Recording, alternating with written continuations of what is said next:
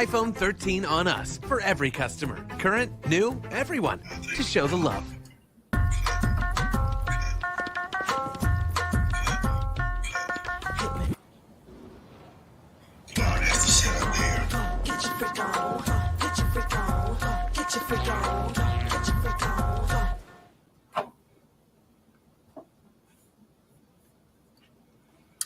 All right, folks, today is Friday, June 24th, 2022. Coming up on Roland Martin Unfiltered right here on the Black Star Network, a special edition. We were supposed to be off today, but major decision comes down. The United States Supreme Court, in a 5-4 vote, overturns 50 years of precedent. Roe v. Wade is no more. We will break this down with an expert panel of guests. Our panel is here as well. Already, Republican attorney generals are moving to affirm the Supreme Court's decision. So as of right now, abortion is illegal in 6 states in this country. Again, we'll break it all down. What does it mean for African Americans? And we'll talk about the politics of this. What happens moving forward? Justice Clarence Thomas says the court should be looking at same-sex marriage, same-sex relationships, and contraception, among other significant decisions. Folks, it is time to bring the funk on Roland Martin Unfiltered on the Black Star Network. Let's go. He's got it. Whatever the biz, he's on it. Whatever it is, he's got the scoop, the fact, the find. And when it breaks, he's right on time and it's rolling. Best believe he's knowing. Putting it down from sports to news to politics. With entertainment just for kicks, he's rolling. It's on go, y'all. It's Roland Martin, yeah. Rolling with Roland now. He's funk, he's fresh, he's real, the best, you know he's Roland Martin now.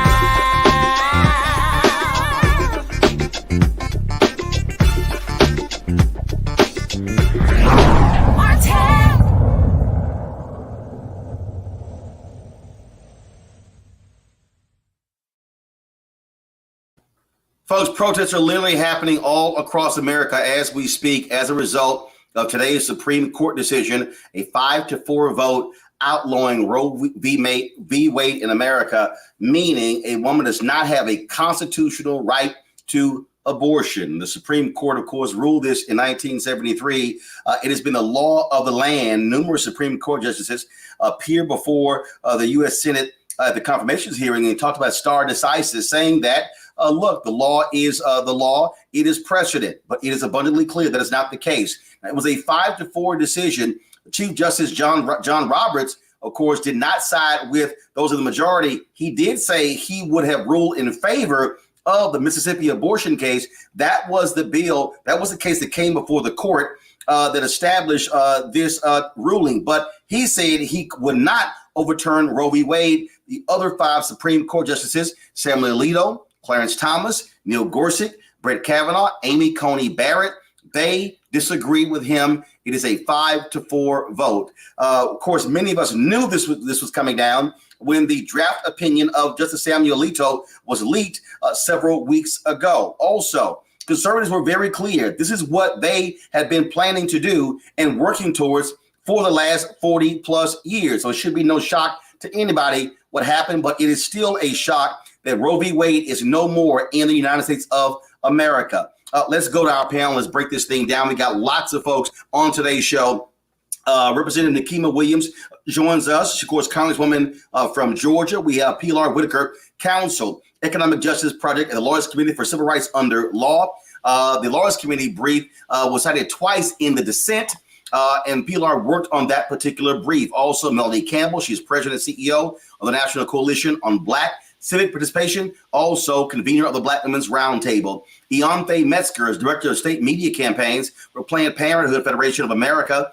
Kelly Bethea, communication strategist, joins us. We'll be later joined by Tanya Washington Hicks, professor at Georgia State University College of Law, and also Renita Shannon, who's a state representative in Georgia. Plus, we have our panel, Shireen Mitchell, social media analyst, diversity strategist, Dr. Larry J. Walker, assistant professor, University of Central Florida, Michael Imhotep, host of the African History Network show, Reese Cobra, founder of Black Women Views. And so we're going to be covering this from all different angles. First and foremost, let me start with you, Congresswoman Williams. You have a lot of progressives were sitting here thinking that, hey, here's the deal. Democrats had the votes. They had the power. They could have actually codified Roe v. Wade, making it law, but they didn't. They left it up to the Supreme Court thinking, hey, precedent is precedent. The conservatives on the Supreme Court made clear today They can change whatever they want because they hold the power. The 9 most powerful people in America, 5 of them showed it today. So, Roland, first of all, thank you for covering this issue. As you can see, I'm not in the best place for this interview or this conversation, but it's all good and so important that I was going to call in from wherever I was. I just left a group of people that have rallied at Union Station in D.C. I was at the Supreme Court earlier today with other members of Congress because this is a critical issue right now. And I think people are just realizing how critical it is, and all of the things that we said could happen are happening right now.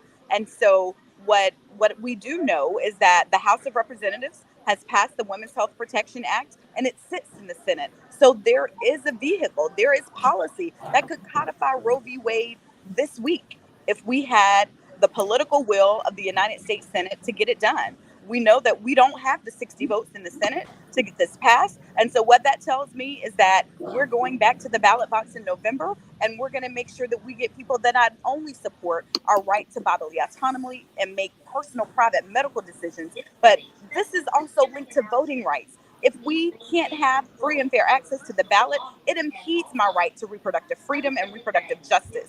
So this is all linked. And so I don't want anybody to think that this doesn't apply to them, because today they're coming for abortion rights. They already came for voting rights, but tomorrow they're coming for your rights too. So we're all in this together, Roland. It is interesting. I saw tweets and posts from Senator Susan Collins, Senator Joe Manchin saying that they were misled. I'm sorry. We all knew that these conservative justices were not going to support Roe v. Wade. And so I'm like, come on, y'all. Really? Seriously? They knew. And someone asked me a few weeks ago, like, what do I say about when these people applying to be justices to the Supreme Court sit in Senate Judiciary and they say things that, don't follow up with what I'm like, let's just call it what it is. They lied. They sat there in front of the Senate Judiciary Committee and they lied about where they were on Roe v. Wade. But advocates tried to tell them. People on the ground told the senators where people stood on Roe v. Wade, and they didn't want to listen to us. They wanted to live in this fantasy land that everybody is telling them the truth that comes before them on that Judiciary Committee. And now we see what we've gotten. But you know what? We have the opportunity. The last say does not lie with the Supreme Court. It doesn't lie with the United States Senate. It lies with the people on the ground, the voters on the ground. And so this morning I woke up, I was upset, I was pissed. But Roland, now I'm motivated. I'm motivated to keep organizing, to keep marching, and I'm motivated to make sure that we get people elected to office that are going to stand up for my rights. I know you got to catch a flight. I got to ask you this question here. I saw all these people outside of the Supreme Court. They were joined by members of Congress. And this is what I said. Let me be real clear. There were a lot of white people who were out there. There were a lot of white women. And I got to go ahead and say it. I said this. When black people were out in front of that Supreme Court, for the People Act, for the John Lewis Act, a lot of those white folks were not out there. And I kept saying, hey, where y'all at? George Floyd Justice Act. Black folks were protesting, getting arrested in the Senate. And I kept saying, hey, white women, hey, white progressives, where y'all at? And this is a perfect example. Black people, we don't leave the battlefield. We haven't left the battlefield. We can't afford to leave the battlefield. And I think now these white Democrats and white progressives are now realizing y'all can't go home and think everything is all well. Black folks been trying to tell y'all. That's why we use the hashtag, we tried to tell you.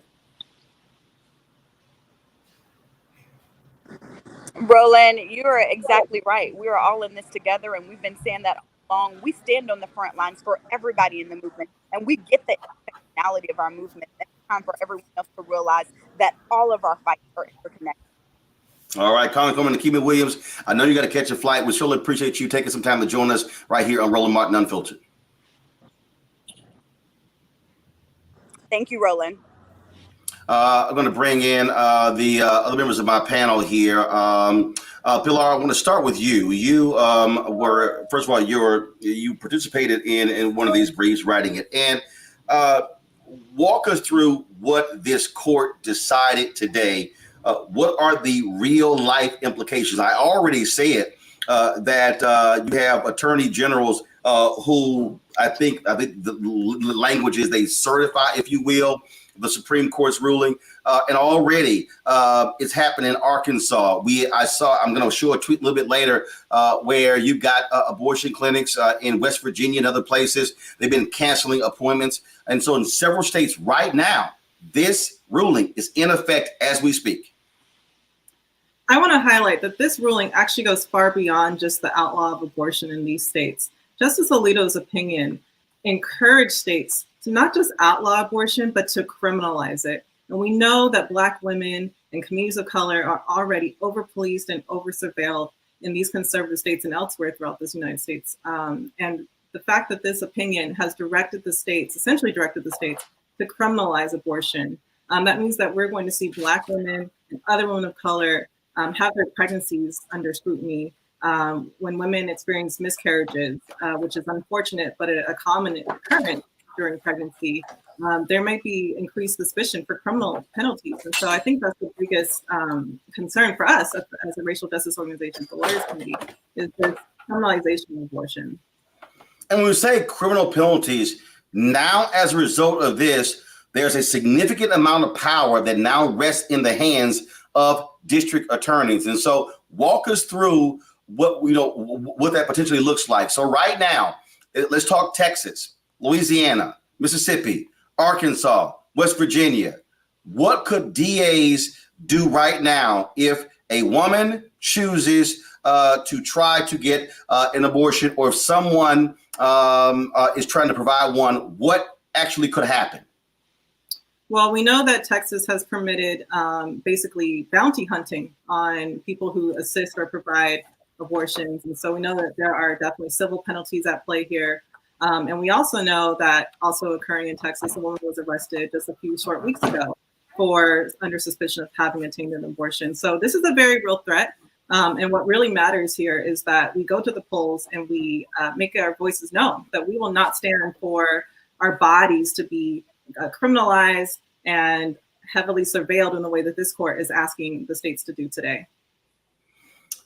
It is, again, quite a change, Ianthe, at what is happening. Again, I have been seeing different reports already. I saw one tweet where women were calling, crying, sobbing uncontrollably in West Virginia because we're the only clinic there no longer can provide the services to those women. You even have some conservatives who are literally trying to pass laws in their states that would even make it illegal for women to go out of state. And so give our listeners and viewers an understanding of how far this goes. And not only that, this bill in Mississippi, the Supreme Court ruled on, this law, had no exception for rape or incest. And so what used to be among many Republicans, it is now where you don't even have even that limitation in some of these laws that they're actually passing. Yes. Yes. Sorry. Yes. You're absolutely right. This has been a really devastating day for women and anybody who supports reproductive freedom across the country. I mean, you mentioned West Virginia, but in some states like Wisconsin and South Dakota, they had stopped providing abortion before the decision because they didn't want people to be in a position where they were at a health center and then a decision came down and they were desperate and had to figure out what to do in that moment. So it's been really bad for several weeks. I mean, this was coming, but we know that across the country, 36 million people are going to be affected by this decision. People in the majority of the Midwest and southern states who already have the hardest time getting care. There's going to be Black people, Indigenous people, Latino people who have long always been discriminated against in the healthcare system. And now they're going to be desperate. They're going to have to be either carry a pregnancy to term that they cannot support, or seek healthcare outside the traditional medical system. And so it's a really, really devastating time. And I don't think that people fully understand what this means, because states that will still have abortion access cannot absorb the other states that will not. And it's going to be a really, really, this is a healthcare crisis, which is what we need to call it. And it's really devastating already. And it's been swift to see states already move to ban abortion within the first hours of this decision coming down. Melanie, it's been really interesting as I have looked at different folks commenting on this. And what we're seeing, there were a number of people. I saw Neil Cattell, who was Solicitor General under Obama, who wrote a column in the New York Times saying liberals should support Neil Gorsuch. And I tweeted, and he was retweeting all of these things today, lamenting this decision. And I sent him a tweet. I'm like, do you now, frankly, apologize for what you wrote? He even introduced Neil Gorsuch at his confirmation hearings. I remember Kathleen Parker writes in the Washington Post, hey, folks, calm down. There's not going to be any change, no difference if Trump wins over Hillary Clinton. Trump appointed 3 of these conservative Supreme Court justices. And so I think people are now realizing those of us, vote like you, vote like me, we tried to tell America. We tried to say, hey, we know what states' rights supporters look like. And now people are now realizing we were right. And they should have listened to Black people. Yeah, Roland, we were out there in the streets, trying to connect the dots for folks, trying to get, multiracial coalitions together, because at the end of the day, really, this started with what happened in 2016. A lot of folks I know, say they're grieving. I won't say I'm grieving. I'm mad as hell because we didn't have to be here today. Right. But the reality is, in 2016, when folks voted for Trump over Hillary Clinton, this was set in motion. This was set in motion. And so here we are in this situation that we find ourselves in. And those same people are going to, and Clarence Thomas's, what he wrote in his in the decision is saying, let's go for getting rid of contraception, sodomy laws. They're coming for it, right? And so we're in a moment where there's this opportunity with the way people vote, right? And I'm not blaming all white women, but white women voted for Trump twice. 53% in 2016. And 55 in 2020. And so here we are. Elections have consequences. Yeah. So what I'm hopeful is that young people will stand up and push back, because those old men sitting on that Supreme Court and that one white woman that decided that we knew what she was going to do before she got on the bench. And so here we are with them legislating from the bench. And there's an opportunity. I'm nonpartisan, so I can't get into, but just as Melanie Campbell, at the end of the day, we have this opportunity to decide who's going to control the House and the Senate, and whether or not you can vote enough people onto the Senate to put Manchin and Sinema to the side. That's the bottom line. Or nothing is going to get done.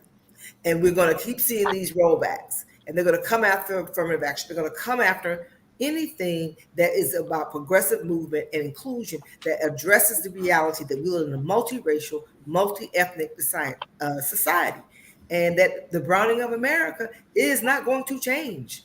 And the fact of the matter is, white women are not going to go sit back and get chastity belts and go sit in their bedrooms and let their husbands or tell them what to do. But they have more resources to get on a plane and fly to another state. They have more resources to go to Canada or Mexico. Right. But our people don't. And the fact that this is also going to threaten lives of babies. You're going to make a 12-year-old have a baby if they're raped, with incest. This is where we are. But when they have a focus on where they're going, and it is about keeping white men in a certain level of power.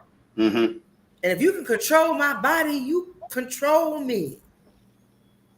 And Pilar, this goes beyond even just, obviously this is a fundamental issue, but it goes beyond this.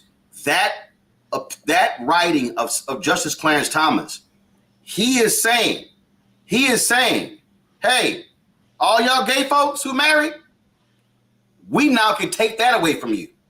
Contraception, we can now take that away. We are now talking about, with the conservatives having a 6-3 majority, they literally, we saw it with the gun decision, they are on an absolute states' rights focus that could upend any number of legal precedents. That's true. And I think that the major point of this opinion was Justice Alito encouraging people to get out to vote. saying that this is now a states' right issue and really placing the power in the hands of the elected officials. But what's actually odd about all that is that we know that this Supreme Court has spent the last several years gutting the Voting Rights Act, limiting the right to vote, especially for communities of color, allowing rampant voting suppression to occur in the states. And so it's actually gaslighting the American people to suggest, well, the remedy to this is to vote. And so right. These senators and these state legislators, they are coming for our rights. And we need to be prepared. And we do need to figure out, how are we going to get to these polls? How are we going to overcome these numerous barriers in order to have a modicum of a chance of stopping this from happening? And Pilar, remember, this same, well, obviously you know this, but for the audience, this same Supreme Court said, Justice John Roberts, hey, you know what? We can't do anything about gerrymandering. So part of the issue now is that where Black people are living, we're living in southern states. Republicans are controlling Florida. They're controlling Tennessee. They're controlling, Mississippi, Alabama. They're controlling Louisiana, Democratic governor, they control the legislature. Texas, Arkansas. We can go South Carolina. We can go on and on and on. And so they're controlling the state Supreme Court, legislatures, supermajorities, governors' mansions. And so at the end of the day, what he said, I'm sorry, can't apply because, look, we can't crack through that without the voting rights protection, without getting rid of political gerrymandering. That's right. But to that point, I am so happy that we do have the Justice Department on our side. We have Kristen Clark, who is the former president and executive director of the Lawyers Committee there, and she's a staunch voting rights advocate. And so I know that we are using every tool in our to ensure the right to vote. And I don't want to discourage people from voting. I don't want to send the message that there's no point. There is a point to vote. We do have people in our corner, and I'm still hopeful.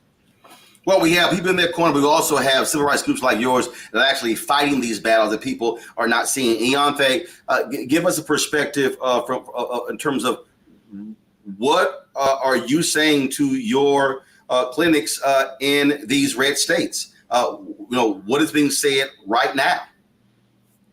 Yes. Well, our health centers in these states are in a really difficult position. They have to decide what the risk is and there's a risk to their patients, but to their providers who can face criminal penalties or jail time for violating these laws, and to their staff as well. So these are some really big decisions, and they've been forced into this position because of these anti-abortion lawmakers who are against the values of the majority of people in these states. And so can I ask you, hold on one second, because I want you to clarify something. When you said they face the risk, so here's the question.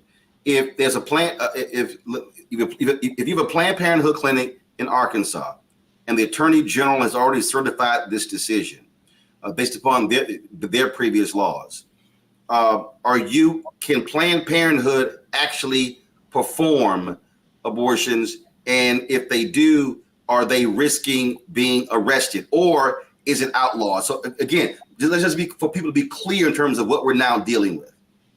Yes. So in a state where the attorney general or the governor has already declared or certified a trigger ban, abortion is outlawed. We are not providing abortion. But in a state like Arizona, for example, where there is a pre-Roe ban on the books that could be enforced but has not officially been enforced yet, our clinics there are not providing either, even though they technically could because of the risk assessment. So it really depends on the state and the landscape there. But in states where we have had very definitive rulings and certifications from state lawmakers, we are not providing.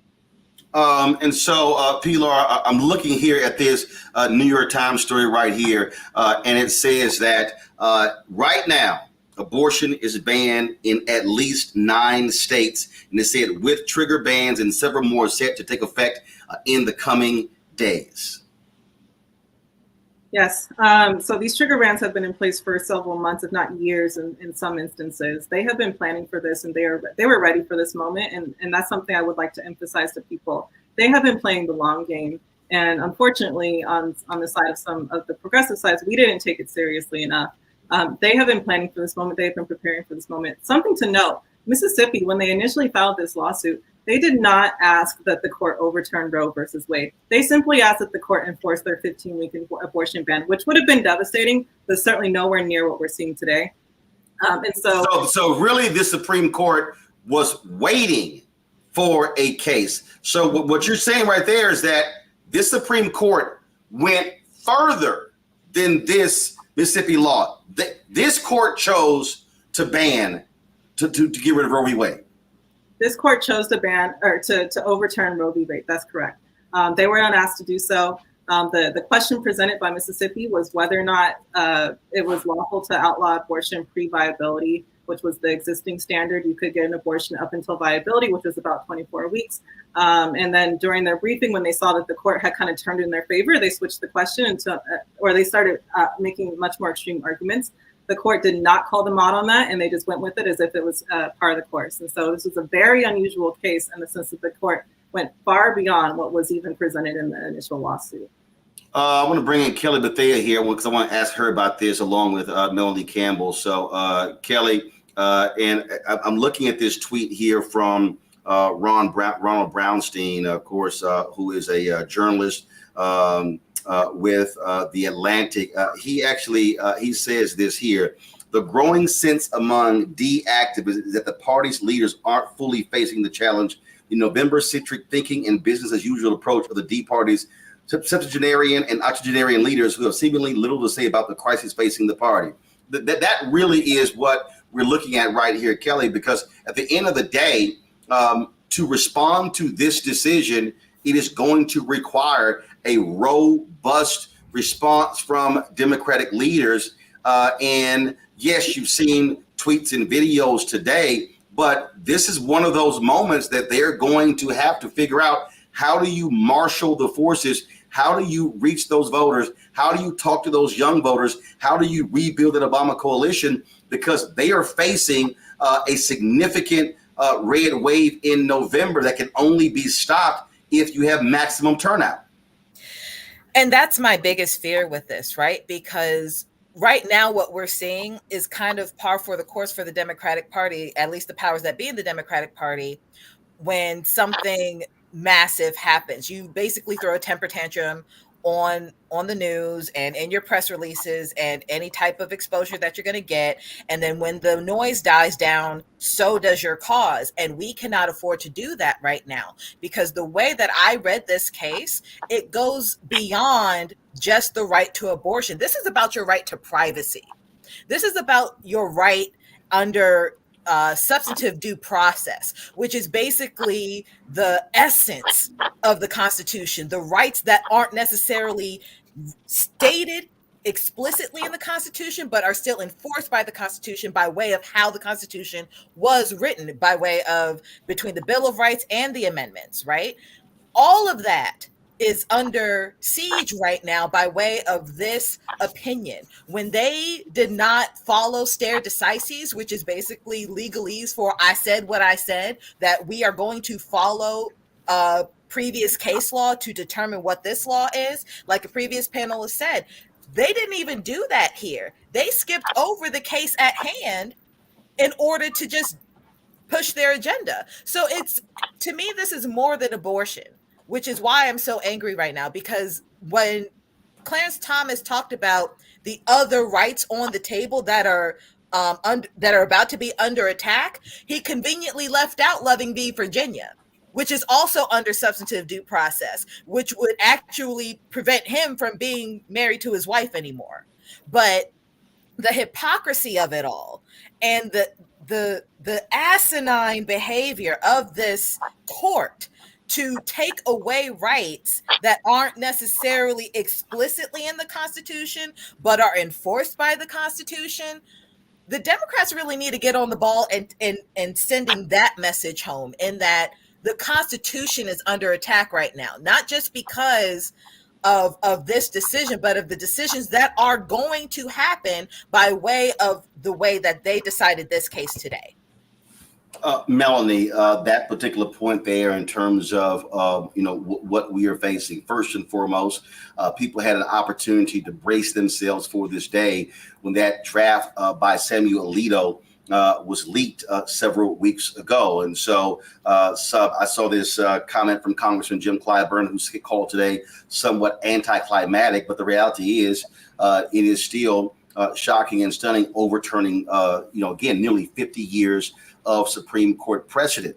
At the end of the day, the only response, and let me be clear, there's only one response, and that is going to be voting. But what has to happen is You've got to have individuals who are messaging properly, who are speaking to the very issues, who are putting the resources on the ground to actually make that happen. And unfortunately, here we are almost at the end of June, going into July. And I'll be honest, Melody, I'm seeing a whole bunch of Democrat organizations, a whole bunch of Democratic politicians still not doing what's necessary to reach Black voters and young voters. And they're sort of playing by that same old playbook. Hey, let's stick around and wait for the second week of October, and then we'll engage them. That's going to be a problem come election day.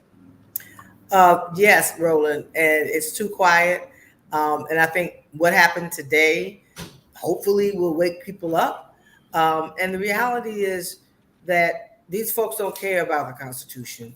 They have those who are on the side of this are the same people who support Donald Trump, who are the same people who support voting rights being repressed. Because at the end of the day, they'd rather have a authoritarian state.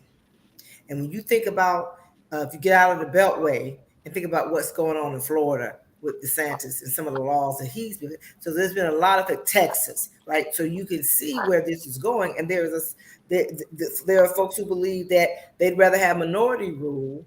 A few people rule over the majority of us. So yes, there is a new majority in this country by population and by diversity, but there is still those who have set up a power dynamic that would put all of us in a situation that we would be under almost like an apartheid state. And so that part of it means that if we don't do all that we can, and those who say that they understand don't put the resources in yesterday, not tomorrow, yesterday, then the results of the 2022 election are going to be catastrophic beyond anything that we can repair in any period of time in a short. It will change what this nation really is with all of its flaws. The core that we were taught was, oh, it's about the Constitution, the rule of law, and all of these things, until you started seeing the diversity that the census numbers showed.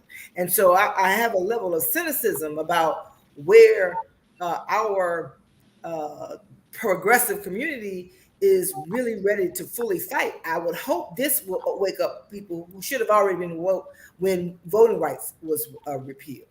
And when we weren't able to get George Floyd, and you had 2 years ago, we now are facing another summer of organizing and activism. We got to get in the streets. It costs money for that to happen. I've talked to too many organizations that don't have the resources to do what they need to do. If you don't have a turnout at the minimum of what happened in 2018, then it's cancel Christmas. That's where we are.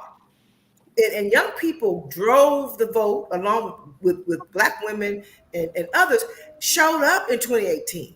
They saw the danger, but they didn't really get the credit, right? And then Black women voted at 54%, I think it was, and Black men close to 50%. We're carrying it, right? But there were there's no resources out there right now. Pilar, just a question for you, and for people who are, again, who might think, well, okay, this is just a couple of decisions. This decision, the Miranda decision, the gun decision. In September, I'm dropping my book, White Fear, how the browning of America is making white folks lose their minds.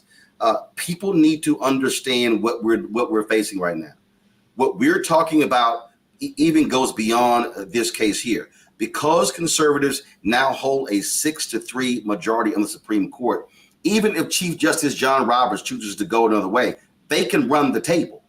They can literally, and what we're seeing is not just the Supreme Court. Now we're talking about if Republicans get control of the House and the Senate, what happens there? The only block, if you will, is Biden with veto power. But then we're talking about the state legislatures. Now we're seeing what is happening on the county commissioner level, the city council level, the school board level. And I have been saying since 2009 that, look, I said to John Avalon, I said, we're living in the beginning of white minority resistance.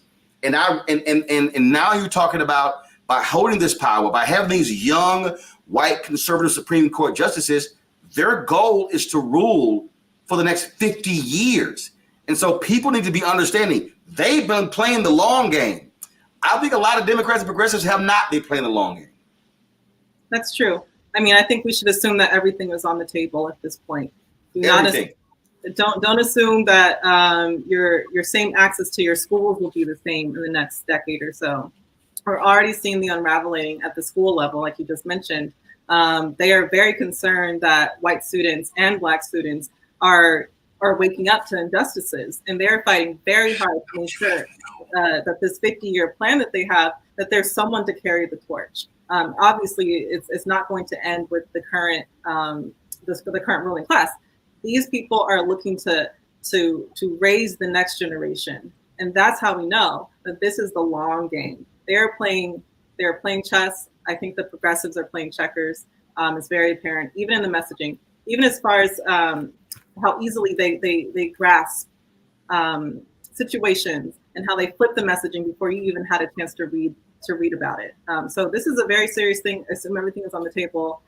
They are not playing any games. They are trying to take us backwards, which I think is evident in Justice Alito's opinion, where he heavily relies on the opinions and thoughts of white men in the 1700s and the 1800s. I think that gives us a strong clue of what they're trying to do here.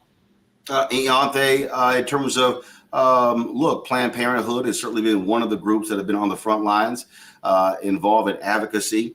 And so what's next for your organization? Yeah, well, we're going to be fighting this fight on several fronts. I mean, we have the healthcare delivery front, where we're working to get patients out of state when they can't access this care in their own state, working with abortion funds and other independent providers to get people the money, the childcare, the transportation, all of those things to get out of state if they can. And then there's the electoral front, of course. There's a November election coming up. We're working to channel the pain and anger and energy that we're seeing right now into votes in November and keep people motivated on that front. And then we're also, just thinking about litigation. Litigation is a strategy we've used for a long time. And I think you're going to see a lot of filing of litigation very, very quickly. Some has already started in many of these states to see if even this trigger ban mechanism is even legal, that you can pass a law that is like based on a hypothetical that hasn't happened yet. So that's going to be a big part of this as well. And then in states where we do have supportive lawmakers, we're going to be shoring up access, passing new bills to expand who can provide abortion in those states, to expand telehealth services, all those things, because we know that, again, when you ban abortion, people are not going to stop needing to access it. So we're really working on all these fronts to get people the care they need and to hopefully build back what we've lost, because this is the culmination of a 50-year effort from the anti-abortion movement. They have won today, but they're not going to win in the long game, because the majority of Americans do support legal abortion, and we are going to build back what we got step by step, state by state. It will take time, but we're very committed to doing that. Pilar Whitaker, Law Committee for Civil Rights Under Law. I certainly appreciate you joining us on the show. Please keep up the great work that you're doing. And I always did this with Kristen Clark.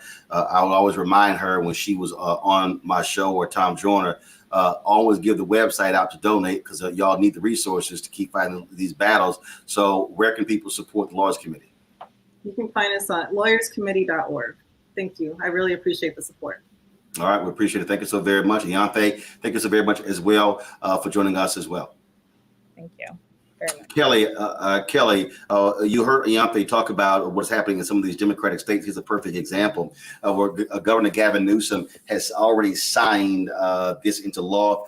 He just signed a bill that makes California a safe haven for women across the country. And he says, tweets, "We will not cooperate with any states that attempt to prosecute women or doctors for receiving or providing reproductive care."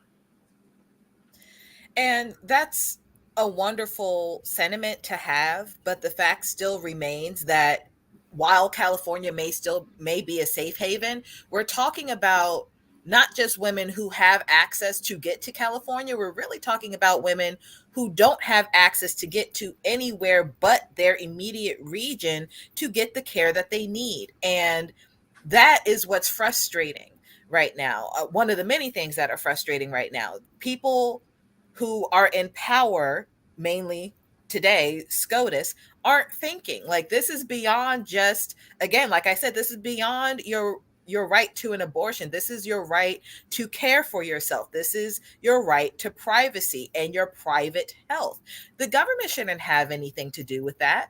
You shouldn't have anything to do with my body in this regard. You don't know what it's like. And for the evangelicals out there that I have seen across my screen and phone today, while I identify as a Christian, even if I didn't, like, your God has nothing to do with my body. What you believe God has over your temple has nothing to do with my temple and how I deem my temple to be fit for the God that I serve. And not to mention the separation of church and state in this regard. I mean, that's just out the window with rulings like this. It is absolutely archaic and asinine and absurd to think that other entities have a say in what I do privately. Mind your business and keep it moving. That's really all that I am pro for. Like, I am pro mind your business. Leave me and my uterus alone. Frankly, I've had menstrual cycles that have bigger clots than an abortion does. And are we going to persecute that? Are we going to chastise and prosecute me for having a menstrual cycle now? Because now that substantive due process is off the table, because that's really what this case is about. That's off the table. What else is going to be off the table? My right to the healthcare that I want, the way that I want to go to school, the way that I want to raise my children, the way that I want to care for my seniors. Yes. Okay. Let's be exactly. No. Yeah. But again, no. That's what I think people have to understand, that this thing goes beyond just this decision here. Melanie Campbell, look at here. Joe Ingles just tweeted this literally 20 minutes or so, or 30 minutes ago. Abortion in Ohio is now banned at the point a fetal heartbeat can be detected. That's about 6 weeks into a pregnancy before many women know they are pregnant.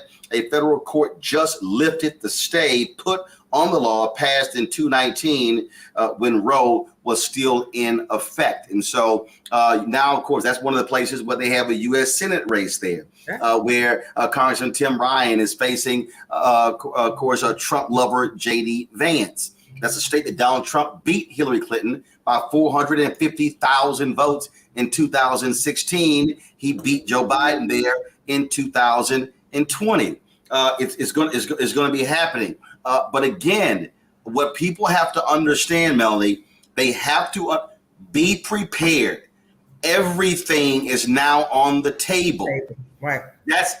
It was different when you had Justice Anthony Kennedy, who was a conservative, but sometimes he ruled with the liberal justices, and so for that court, he was deemed a moderate. He really wasn't, but but he somewhat was. No. This case, you've got five hardcore conservatives, and you got a conservative Chief Justice John Roberts who's trying to temper that. But the bottom line is they have control.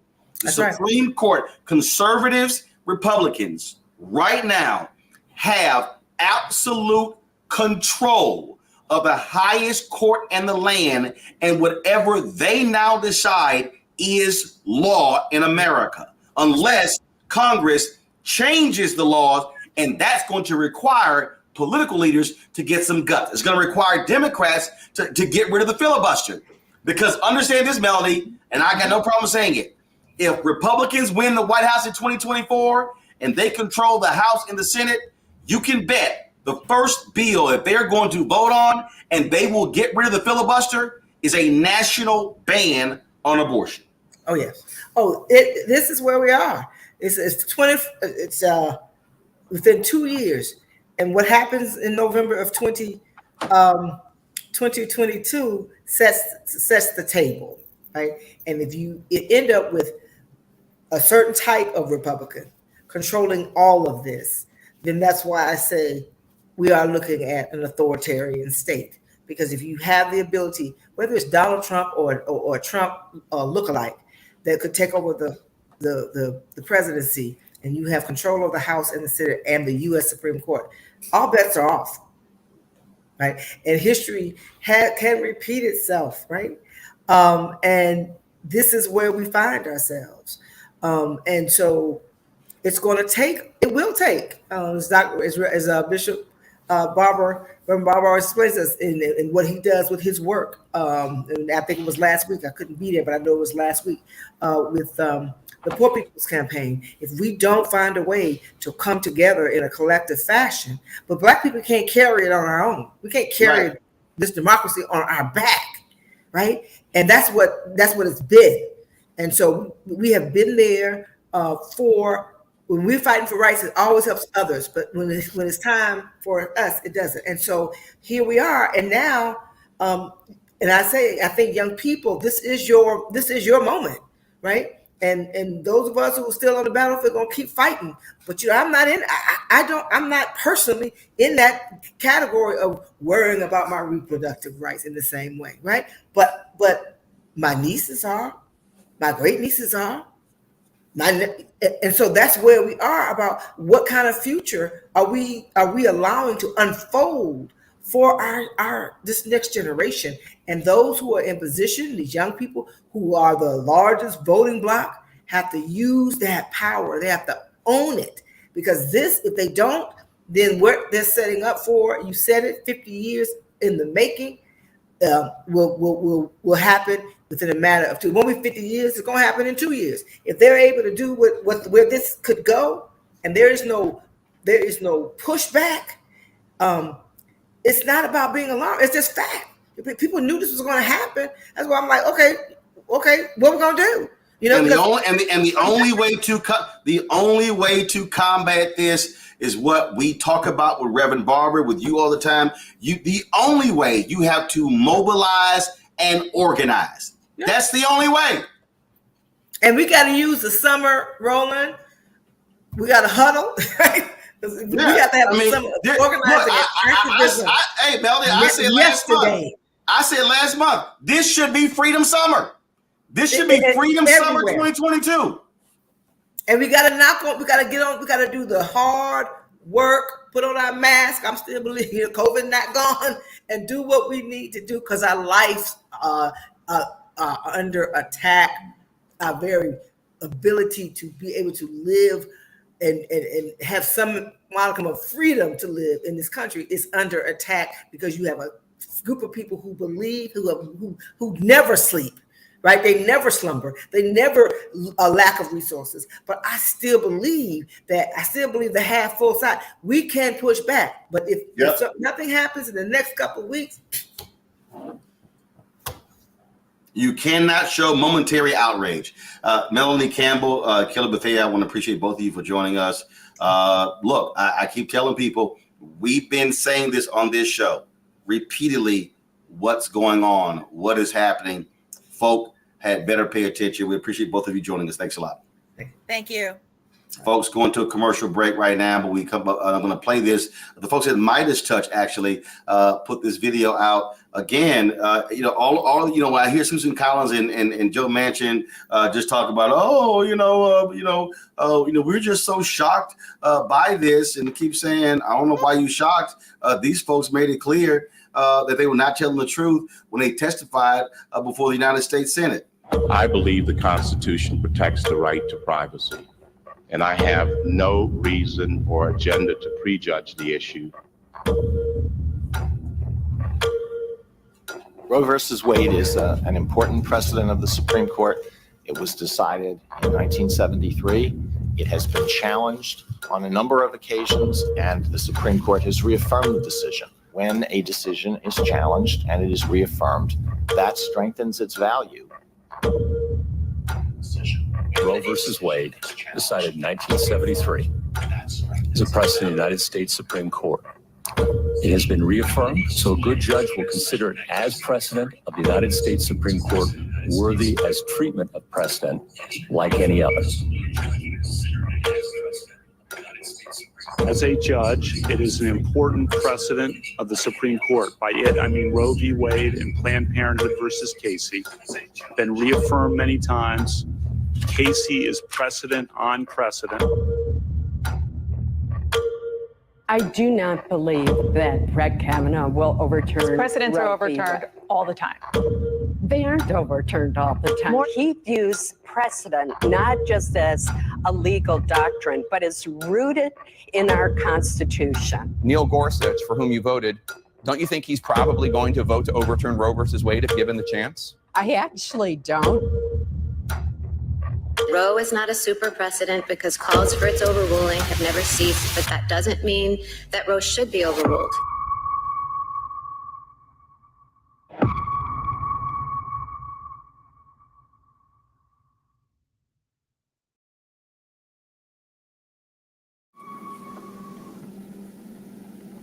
All right, folks, going to a break. When we back, more with our panel. We'll also play for you some of the reaction from various folks, including Cook County State's Attorney Kim Foxx, Congresswoman Val Demings, Congresswoman Joyce Beatty, and others. You're watching Roland Martin Unfiltered right here on the Black Star Network.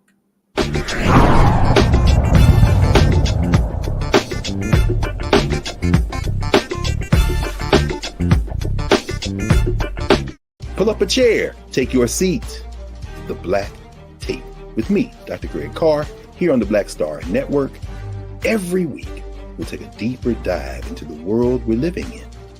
Join the conversation only on the Black Star Network. Love our new Alexa. It's a Buick. Yeah, Alexa. Buick. Alexa. It's a Buick. It's an Alexa. It's a Buick. It's an Alexa. Coach, that's a Buick. That's an Alexa. The Buick Enclave with available Alexa built in. Verizon just gave us all a brand new iPhone 13. We've been customers for years. We got iPhone 13s too. Switched 2 minutes ago, literally right before this. iPhone 13 on us on any unlimited plan for every customer, with plans starting at just $35. All on the network more people rely on. We're all impacted by the culture, whether we know it or not. From politics to music and entertainment, it's a huge part of our lives, and we're going to talk about it every day right here on The Culture with me, Faraji Muhammad, only on the Black Star Network.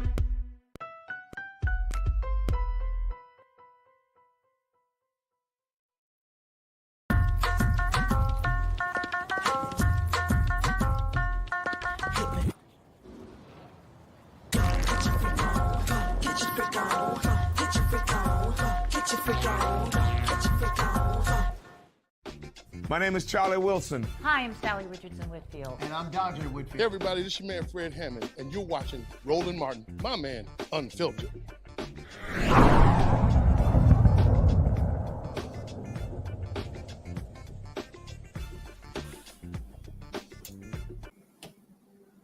All right, folks, after the Supreme Court decision came down this morning, President Joe Biden offered these remarks. Today is it's not hyperbole to suggest a very solemn moment. Today, the Supreme Court of the United States expressly took away a constitutional right from the American people that it had already recognized. They didn't limit it, they simply took it away. That's never been done to a right so important to so many Americans. But they did it. It's a sad day for the court and for the country. 50 years ago, Roe v. Wade was decided and has been the law of the land since then.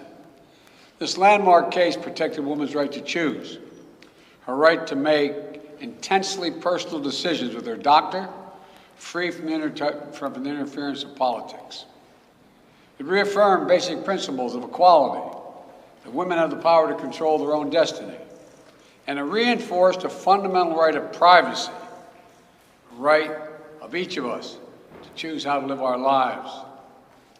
Now, with Roe gone, let's be very clear. The health and life of women in this nation are now at risk. As chairman and ranking member of the Senate Judiciary Committee, as vice president and now as president of the United States, I've studied this case carefully.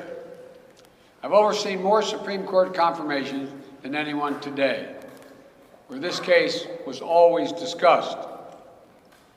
I believe Roe v. Wade was the correct decision as a matter of constitutional law and application of the fundamental right to privacy and liberty in matters of family and personal autonomy. It was a decision on a complex matter, and through a careful balance between a woman's right to choose earlier in her pregnancy and the state's ability to regulate later in her pregnancy. A decision with broad national consensus that most Americans of faith and backgrounds found acceptable. that have been the law of the land for most of the lifetime of Americans today. Folks, that was President Joe Biden. Vice President Kamala Harris, she also went before the cameras and addressed this particular ruling. This opinion also says, when you read it, that abortion is not deeply rooted in our nation's history. They offer that in the opinion as a foundation for the decision they rendered today. In holding that it is not deeply rooted in our history, today's decision on that theory then calls into question other rights that we thought were settled, such as the right to use birth control, the right to same-sex marriage, the right to interracial marriage. The great aspiration of our nation has been to expand freedom. But the expansion of freedom clearly is not inevitable. It is not something that just happens. Not unless we defend our most fundamental principles. Not unless we elect leaders who stand up for those principles. The strength of our nation has always been that we move forward. Today, I invite all people to stand together in defense of one of the most fundamental ideals and principles that for generations, for centuries, I believe we had held dear, which is that fundamental principle about the importance of liberty. All right, folks, let's bring up my panel. Reese Colbert, Black Women Views, Michael Imhotep, the African History Network show. Dr. Larry J. Walker, he is assistant professor at the University of Central Florida. Shireen Mitchell, she is social media analyst and diversity strategist. We also have State Representative Renita Shannon of Georgia. Reese, I want to start with you. Are Democrats truly prepared for this fight? No. However, I want to start by saying, fuck the Supreme Court and fuck Republicans and fuck Republican voters, because I know we're going to get into Democratic strategy and their lack of preparation and even the lack of zeal they seem to have to face this challenge and mobilize the voters and shake people out of their slumber, their apathy, their disillusionment, their whatever the hell, and really meet the moment. But the people that brought us here are Republicans who have been relentless and disciplined for 5 decades to get us to the point where women are no longer full citizens in this country, point blank in the period. And the reason why this is just getting a shoulder shrug across much of the nation is because this country doesn't give a damn about women. They don't give a damn about babies. They don't give a damn about children. And what people don't understand is whether or not you're going to have an abortion or whether or not you feel like I'm going to have an abortion or whatever, this opens up the door for so many things in terms of the right to privacy, in terms of if your homegirl is talking to you about her abortion, if you have a miscarriage, if you're going through in vitro fertilization. Look at Texas where they have bounties on people. So if you're an Uber driver or a Lyft driver, this opens up the door for so many things. And guess what? Even if you didn't have an abortion, prove it. Because the presumption of some MAGA nurse or some racist doctor or whoever is going to be that you did something to cause harm to your unborn baby if you have a miscarriage, if you end up in the hospital and you seek medical care.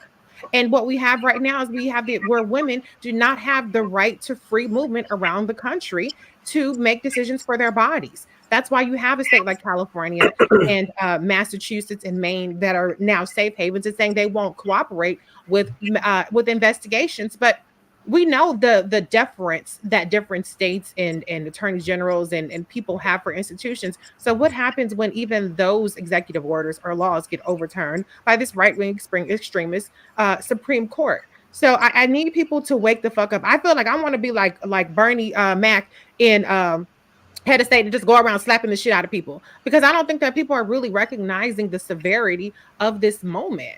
And it's a nightmare And I just need more energy out of people. I need people to really wake the hell up, because this is just the opening salvo. What Clarence Thomas said in his concurring opinion is, let's go after same-sex marriage. I know people don't care about the LGBTQ community. I understand that as well.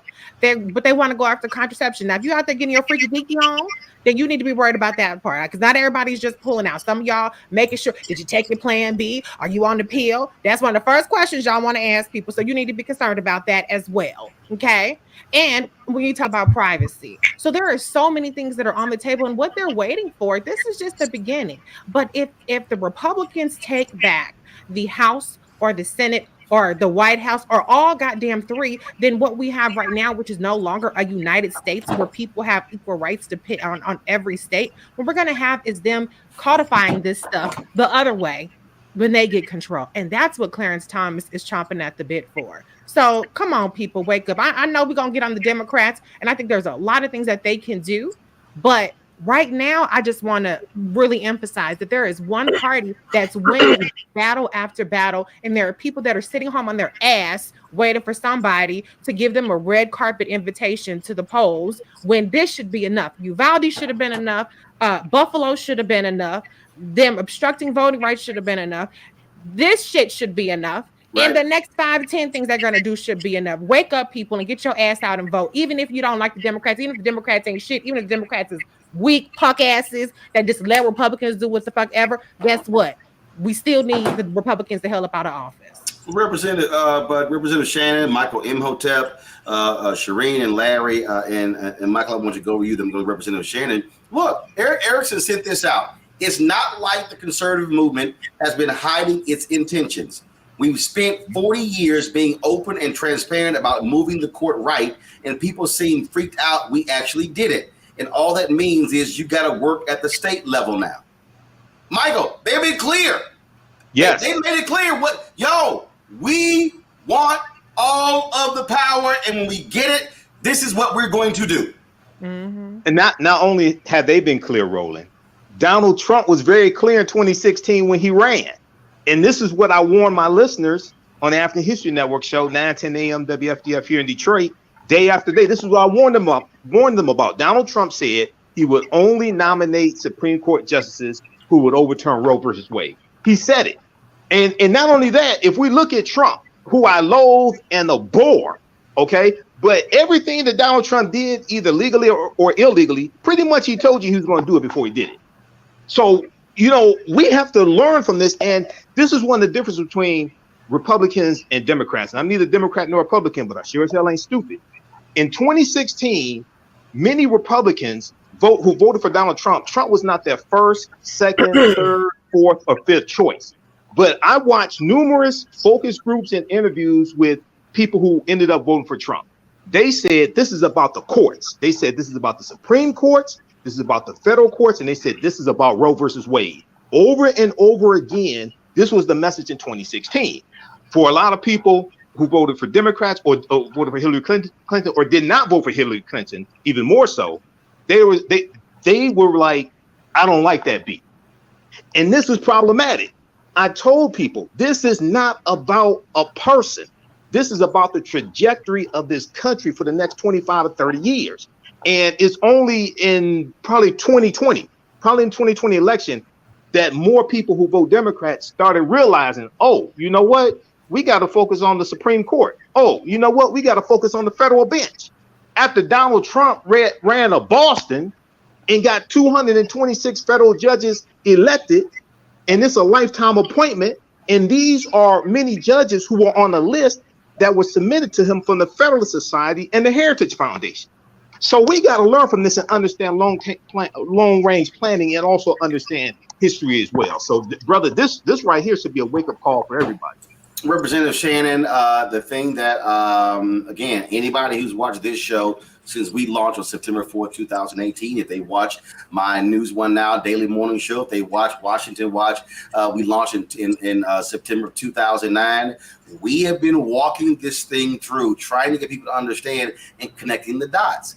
And what you saw in 2016, you saw people who were looking for the perfect candidate, pissed off because Bernie lost to Hillary Clinton. So damn Hillary Clinton. Matter of fact, I was looking at some tweets of some folks who were complaining today, but then others were pulling up their tweets from 2016 saying how happy they were not voting for Hillary Clinton. Today's decision, the Miranda decision, the gun decision are perfect examples of what happens when you're sitting around hoping for the perfect candidate to come along, and then, as Reese might say, you fuck around and find out. Yeah, but this is not about waiting for the perfect candidate to come along, because, I'm somebody who's never underestimated Republicans, ever.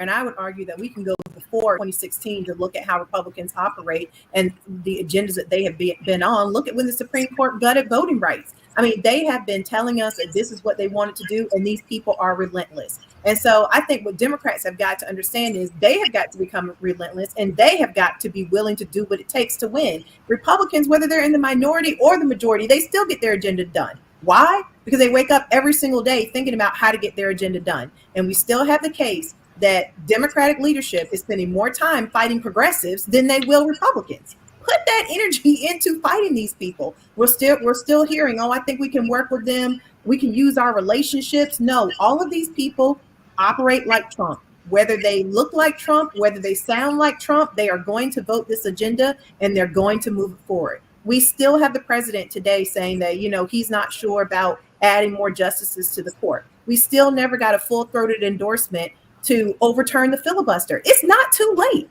I would argue that what loses elections is not advancing the agenda that you ran on, and it's not too late. Well, on that particular point there, Shireen, when it's not too late, again, I mean, I'm sitting, here's the deal. I'm looking at Manchin's comments, I'm looking at Sinema's comments, and I'm like, you do know y'all can actually pass and make Roe v. Wade the law right now.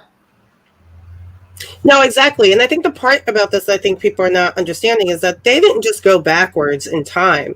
They went back to antebellum laws, right? The first state that Alito is referencing as precedent is Missouri in 1825. Who did not have the right to do anything in 1825, right? So the fact that these people are like, we can't do anything, it really is problematic overall, not just because of Biden and who's currently in office. It's about understanding what are the steps that we can achieve and whether or not we made those choices before. Obama could have forced Garland into the office because 9 months had gone by and Congress did nothing. So that meant your point, he could have made a recess appointment, forced Republicans to take him to court, and that could have taken up potentially 2 years. He would have been on the court. I still said he should have appointed a black woman to piss off, to get the base riled up, to get other folks riled up. And I said it, I'm sorry. What nobody gonna fight for another old white man in Merrick Garland? And you got to throw on, I know folks hail Ruth Bader Ginsburg, but she screwed up. She should have retired when Democrats had the majority in the Senate, but no, she wanted to wait around because she assumed Hillary Clinton was going to win and she wanted a female president to replace her. Well, we saw what happened. She dies 2 months before the election, and they confirm 2 months before the election in 2020. They confirm Amy Coney Barrett. Boom, 6-3 majority. Exactly. And the other piece about this is that when we talk about precedent, when we talk about laws, we're not owning up to the fact that people are making up laws as we go. As we talked about this conversation about the school boards, one of the things that the school boards are doing, is pushing parents' rights. That actually takes autonomy away from children. So now you're telling women they don't have any rights about what's happening to their body, but we're also moving right along to the other part of that where the children are now born and we're going to take the rights away from them too. So we are not speaking about things that can't be changed. We need to say them in a way that people understand. It's not just taking away your autonomy or a woman's autonomy, it's taking away children's autonomy. That a parent would have more autonomy over a child, even if that parent is the abuser. Sorry about that, y'all. And let me say this here, Larry, that's important for us to understand. All y'all men, your ass, if they are forcing women, if women are choosing not to have the children, Get ready to pay child support. And understand, and this is the one that for me, again, shows you how crazy these people are. No exceptions for rape or incest. That means that if a woman gets raped, these Republicans are forcing her to have the baby. Mm-hmm. Yeah, Roland, this is a dark day in United States history, but it's not surprising. And you talked about, we tried to tell you, and we have for a very long time, and no one's listened to Black folks, and here we are. You mentioned in a previous segment in 2016 about the majority of white women voting for Donald Trump and not Hillary Clinton. But it is also incumbent on men to take a stand to make sure we're registered to vote, that we get other people registered to vote, particularly Black men, because this ruling is disproportionately going to impact Black women. So we should be clear about that. The Supreme Court is sending a clear message is that they want to create a caste system in the United States. The other thing I want to keep in mind, Roland, I just talked about 2016, but I want to go back a little further than that in terms of Republicans, in terms of their actions, in terms of what they plan to do for this country. Let's go back to 1990s and the contract with America with the Gingrich Revolution. I think we need to go back, like I said, to that period of time in terms of what the messages the Republicans were clearly sending once they took the House back in terms of where we are today. Because for me, that kind of was essentially a seismic shift in what happens politically in the United States. And so here we are in 2022. But once again, like I said, you mentioned it's important for men to really step their game up. And like I said, get out, make sure people are registered to vote, make sure we're protecting Black women, because we talk about these safe havens and obviously Washington State, California, Oregon, et cetera. But the bottom line is we shouldn't, with Black women in particular, shouldn't have to worry about traveling. And many folks may not even have the money. And I think Reese alluded to that a little bit earlier.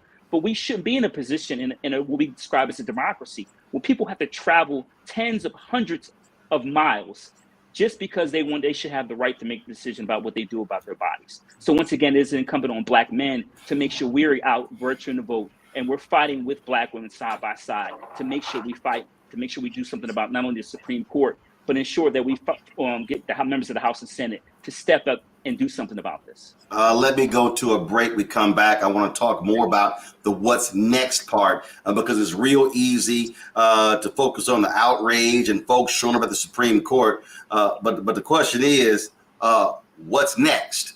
We'll break that down. You're watching Roland Martin Unfiltered right here on the Black Star Network.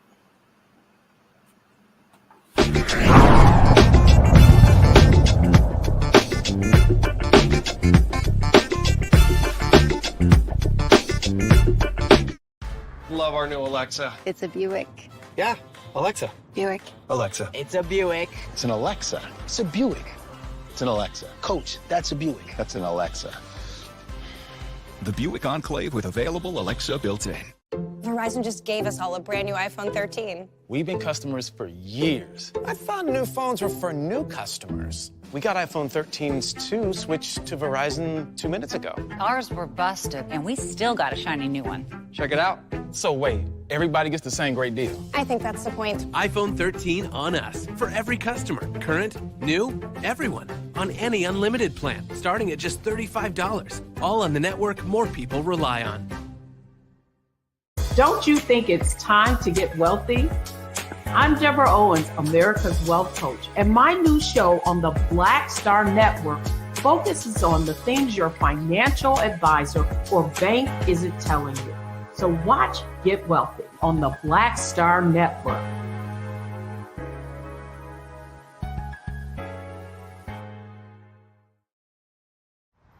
How about sushi? I just had sushi for lunch yesterday. How about tacos? Automatic emergency braking, one of 6 advanced safety features standard on every 2022 Chevy Equinox. Find new technology. Find new roads. Chevrolet. Hi, I'm Dr. Jackie Hood Martin, and I have a question for you. Ever feel as if your life is teetering and the weight and pressure of the world is consistently on your shoulders? Well, let me tell you, living a balanced life isn't easy. Join me each Tuesday on Black Star Network for a Balanced Life with Dr. Jackie. We'll laugh together, cry together, pull ourselves together, and cheer each other on. So join me for new shows each Tuesday on Black Star Network, A Balanced Life with Dr. Jackie.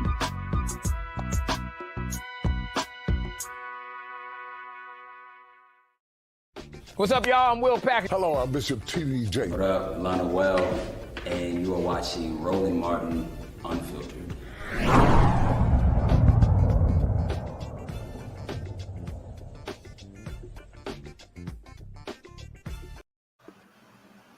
All right, folks. Welcome back to the show. There's so much going on. Folks have been commenting, talking about what's going on. Here is Congresswoman Val Demings sharing her perspective on today's court decision. Today, the United States Supreme Court overturned Roe versus Wade. This is a disappointing and tragic day. I am mad as hell. And every man and woman that supports America's daughters should be mad as hell. If anybody thinks that this fight stops with this sad decision, they are out of their minds. We are going to continue to fight and fight and fight some more to protect the constitutional rights of women. We refuse to go back to being treated as second-class citizens or as property. So we ask you, every person who believes that women should have the right to make their own decisions, to join us in this fight. Today. All right, Reese, I'm always looking for Comedy Hour, and I found this right here, Reese. I knew that you would have something to say about this here. Oh, here's Joe Manchin. As a Catholic, I was raised pro-life and will always consider myself pro-life, but I've come to accept that my definition of pro-life may not be someone else's definition of pro-life. I believe that exceptions should be made in instances of rape, incest, and when the life of the mother is in jeopardy. But let me be clear, I support legislation that would codify the rights Roe v. Wade previously protected. Reese, here's the laugher. I am hopeful Democrats and Republicans will come together to put forward a piece of legislation that would do just that.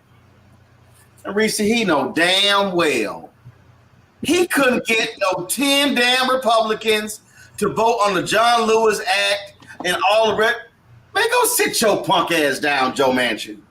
Man, get the fuck out of here with that bullshit, Joe Manchin. I'm so tired of his punk ass gaslighting us. This motherfucker support everything under the sun except for the damn filibuster. I'm so sick of these people talking about, well, I support codifying this. Okay, well, abolish your filibuster then. How about that? Abolish the Jim Crow filibuster today. You can do that. Until then, shut the fuck up. You do not support a damn thing. You don't support voting rights. You don't support a woman's right to choose. And right now in West Virginia, they have stopped abortions at the only abortion clinic in the state. So his constituents are some of the most impacted constituents. So it's time to put your money where your mouth is or shut the hell up, because we don't want to hear it anymore. And I'm really sick of all these Democrats that sit up there and they sit on their hands. But then the media regurgitates what they say as though, well, they do support it. No, you don't. No, you don't. Same for cinema. And I have to say I am disappointed that there haven't been more calls for abolishing the filibuster. I'm not surprised. But what else is it going to take? My God, what else is it going to take? So Joe Manchin, step the fuck aside. Cinema, step the fuck aside. And look, if you're not going to call for the filibuster to be abolished, at least let the American people know. Get us 2 or 3 more seats in the Senate. I know people don't want to hear that shit. I don't even want to hear it. I'm sick of saying it because it's really actually getting disheartening to have to constantly tell people to vote for motherfuckers who ain't really, stepping up to the plate the way they need to be. But it's that or what we're facing times 10. At this point, I'm not even interested in platitudes about democracy, platitudes about institutions and rights and yada. It's about survival right now. It's about humanity. That's what's at stake here, not some notion of the United States or some notion of democracy. It's about being a citizen and a human being with autonomy in this country, point blank, period. Joe Manchin, go to hell. Representative Shannon and I were just sitting here looking at some tweets of different people, and I came across that of Kristen Cinema. Let me give me a second. One of my iPads just died, so let me put in the other one because again, I was sitting here laughing. As Reese was talking, when she mentioned Cinema, I looked this up, and then of course I just had to laugh when I read it because these folk got jokes. And so let's see what she put out here. Where did I show you these tweets? So let's see here. Here we go. Here are her tweets. Let me cut to them right now.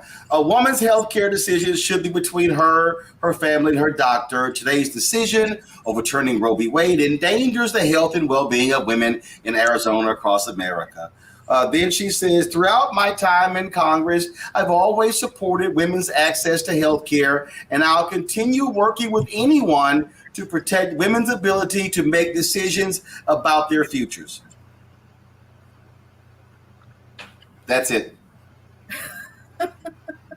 It is completely laughable what she tweets and what she talks about. But here's the thing. So I am a lowly state representative from Georgia. And even in my own capacity, when we had a bill in 2019 to outlaw abortion, I put my body on the line. I went down to the well and refused to leave and had to be removed by the Speaker of the House as a last-ditch effort trying to make sure that we didn't pass a bill to outlaw abortion. So if that's what I can do as a state representative, you can't tell me that these folks at the federal level can't do more. I have not seen the president make Joe Manchin's life and Kyrsten Sinema's life hell. I've not seen that yet. There are rumblings that there are other senators who don't support abolishing the filibuster. There has not been an all-out effort or even pressure campaign to force Democrats to get rid of the filibuster. I'm sorry, there just has not been. So you can't tell me that you've left it all out on the table. At this point, what we need is for Democratic leadership to get serious about putting pressure on these folks and shine the light on all of them. We want public commitments about who is ready to get rid of the filibuster. And if they are not, make their life hell. I've seen Democratic leadership make the squad's life more hell than they've made some of these people like Joe Manchin and Kyrsten Sinema, who are having such a cushy life, hadn't faced any repercussions from stopping our agenda. And they're not the only ones. The second thing that needs to happen is we need to expand the court. Those are things that can be done today. I think voters get the feeling that they don't want to vote and they get apathetic when they don't see Democrats fighting hard. You know, it's one thing if you fight hard and you leave it all out on the field. My constituents were happy with me. They know that I put my body on the line and risk being arrested. And it's only because of state law that you can't arrest a legislator during active session was the only reason I was not arrested. That's what people expect. That is what they expect. And that is the only way that you can say you've done everything that you could do. I don't think the Democrats have put in the fight that we need to on this. And I'm just going to say that. And this is not the only issue. We've got voting rights. We've got so many things. It really boils down to one thing. If you are serious about advancing your agenda, then you need to wake up and be relentless every single day, just like the Republicans are, because guess what? They don't come back with excuses. They come back with results. And it's time for Democrats to do the same. Long past time. Gotta laugh here, Michael. This decision is inconsistent with what Justices Gorsuch and Kavanaugh said in their testimony and their meetings with me, where they both were insistent on the importance of supporting long-standing precedents that the country has relied upon. That's Senator Susan Collins of Maine. Michael, the shorter version, Gorsuch and Kavanaugh lied to my face, and I was dumb enough to believe them. But not Amy? And we told her, we said when she voted for them, that they were lying then. Once again, this goes back to Trump in 2016 when he ran. He said he would only nominate Supreme Court justices who would vote to overturn Roe versus Wade. She's a damn fool. And when she's up for re-election, she needs to be voted out of office. No, but here's the problem, Michael. Michael, here's the problem. Yeah. You had a weak-ass Democrat who couldn't beat her in 2020. She won. Doc, I understand. I understand that. No, my point. She won a 6-year term. So I know. And so more than so. No, the only point I'm making is if we also go back to 2020, you had some weak ass people. Okay, let's just break it down. Okay, the weak Democrat who raised a lot of money lost to her. She lost. The white woman in Iowa who lost to Joni Ernst. What's that dumbass in North Carolina who decided to have an affair during the campaign? Dumbass. Okay, and then he lost all that money they gave to Amy McGrath just to get her ass kicked by McConnell. Charles Booker could have put a better fight. She raised like 30-40 million. So again, all of those perfect white candidates didn't do a damn thing last time. Well, Roland, I'm not talking about I'm not talking about voting for perfect white candidates. I'm talking about run better candidates. But we have to understand in those states that you, and also the other thing is you have to, you got to galvanize the African American vote, but you're gonna need more than that to take out a Susan Collins, because you're dealing with a statewide race. So what I'm saying is that when you have people like this, like a Susan Collins, who's stupid, like a Joe Manchin. Joe Manchin's up for re-election 2024. The politics in West Virginia, which is a red state, and Trump won West Virginia by something like 40 points, if I remember correctly, in 2016 and 2020, is different than Maine. But we have to understand that this comes down to voting and understanding what you're voting for, and understanding that we have to vote these people out of office who keep voting against our own interests. But Larry, I can't spend my time worrying about Manchin in 24 or Susan Collins in 26 when, if Democrats get off their ass, put the money on the ground, put the boots on the ground right now, Georgia, to ensure Warnock wins, making sure you defend Arizona and Mark Kelly, making sure you defend the seat in Nevada, making sure you defend the seat in New Hampshire, and go hard for Beasley, North Carolina, Barnes in Wisconsin, Fetterman in Pennsylvania, Demings in Florida. You got Booker in Kentucky. You got, of course, you can have Gary Chambers down in Louisiana. Like, literally, if you go register 100,000 black people in Louisiana, you could actually beat that fake corn pond Senator John Kennedy. And so you can look up, Larry, and Democrats could very well have 56-44, 57-43 majority in the Senate. But this slow walk that I'm seeing by the DSCC, and again, they're just playing this nice, wonderful, comfortable game. I'm seeing Democratic candidates, Val Demings' first ad coming out the doors, how she, law enforcement. You got Stacey Abrams, one of her talking about giving cops raises. Look, I get it. I get you got to appeal to a wide variety of people, but I'm just saying that ain't gonna get you turnout to win. Listen, Roland, it's time for transformational leadership, and you have to think differently. We've been talking about Roe v. Wade and how many decades it took. It could take us decades to dig ourselves out of this situation. And you're right. Democrats for too often, first of all, have taken black folks for granted. They can't slow walk this anymore. This is not a dream. This is a nightmare for millions of Americans. So they need to put the money in communities, particularly black communities, right now. And like you said, we talk about Georgia, Warnock, and Herschel Walker, my home state of Commonwealth of Pennsylvania, in terms of getting people out to vote, black folks out to vote in Pennsylvania, Philadelphia, and in the metropolitan area. But the DNC's got to put the money where we need it. And like I said, black folks are going to be worried about not only in terms of Roe v. Wade, but also in terms of issues relating to student debt, right? So there are a lot of issues in terms of the Democratic Party has to get it together, make sure their messaging is together, and when they go speak to members of the black community, give them reason to come out and vote in November. Because if they don't roll it, we're going to find ourselves in a much more dire situation than we are now. And I know for a lot of Americans, it seems bleak, right? But it can get a lot worse. And we won't be talking about 2022. It'll be more like 1822. Sure. If we don't get it together, galvanize the vote, and get folks out, and make sure people their voting rights are not being infringed on. Hey, Shireen, again, here's what I'm looking at. You might have anywhere from 300 to 400,000 black people in Louisiana next week for Essence Festival. We'll be there on Monday. I'm just saying, if you the Dems, your ass should say to your candidates, we rolling them through there. And again, you ain't got to get invited. Put on your own event. If you Tim Ryan, you should be all over the Cincinnati Music Festival that's happening in 3 weeks. I've already asked him, you doing something there? What up?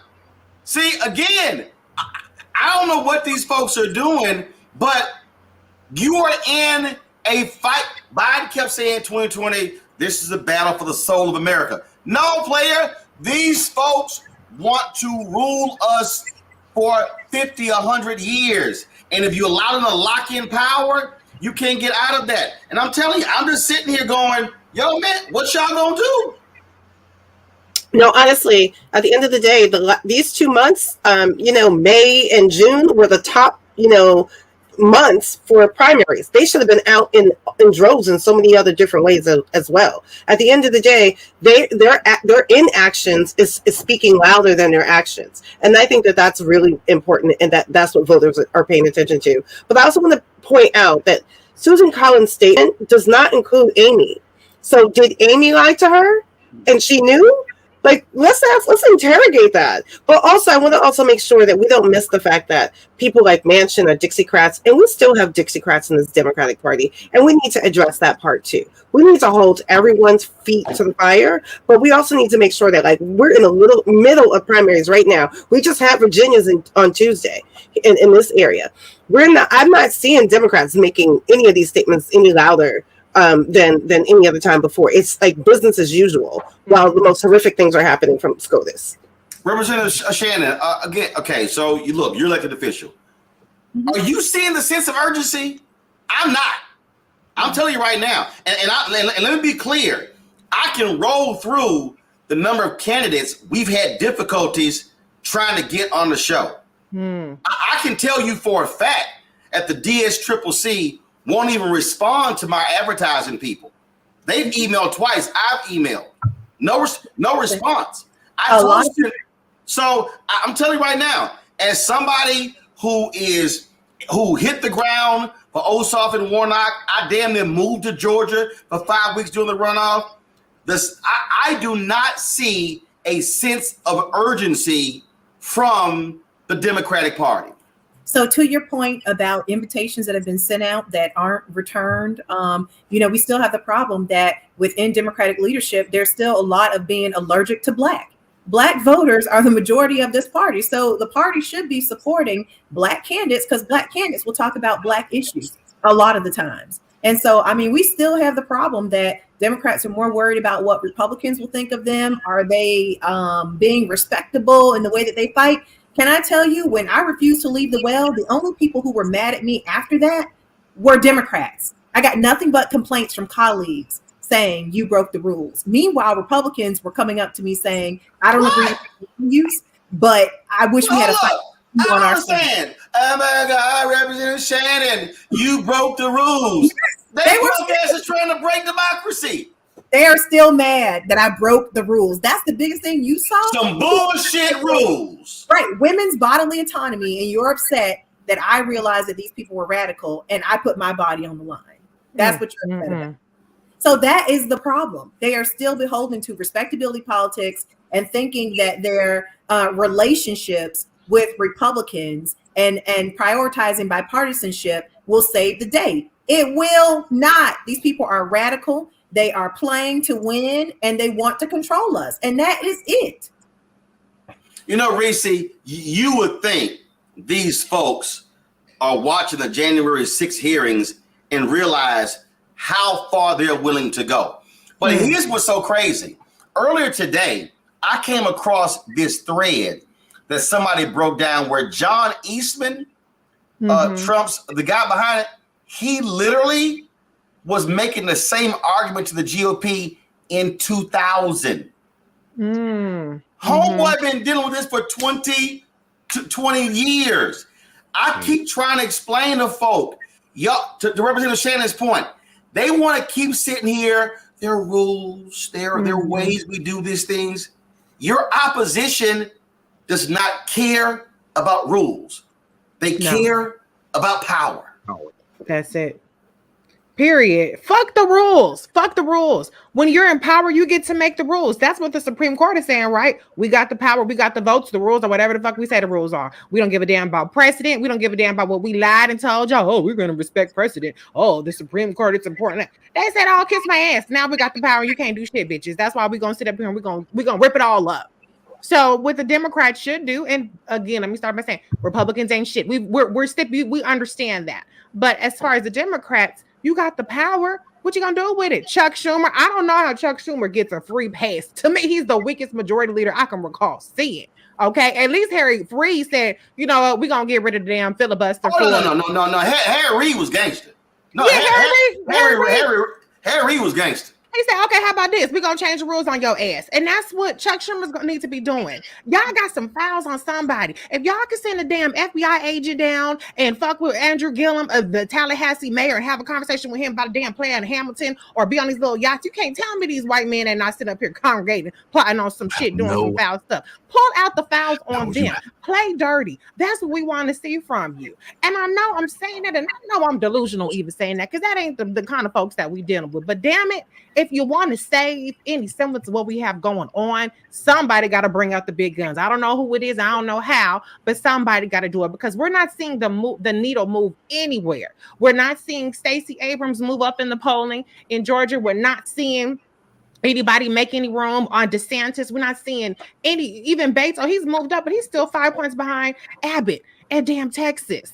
Okay, so as long as the needle's not moving, as long as gas prices are high as shit, as long as eggs, bacon, beef, chicken, shit, Chipotle, McDonald's is high as shit, somebody got to do something, okay, to get people out of their seats. It should be automatic. This should shake your conscience, but it ain't happening. So what you gonna do? Because I done got 18 different goddamn fundraising emails today from the Democrats. I need a plan. What's gonna happen with the damn filibuster? How many votes do we need in the Senate? What kind of lawsuits are y'all filing? The Supreme Court is not a legitimate institution that they're gonna be against damn humanity and citizenship of women in this country. So fuck them. That's what I need to hear from the Democratic Party. Now, can you chip in $5? Can you chip in $10? No, tell me what the hell you're gonna do right now, because I'm sick of it. Well, I'll be honest with you. I'm gonna go to a break here, but if I get one more damn, hey, Roland, this is Nancy Pelosi, and I'm like, oh, is she accepting my invitation to come on the show?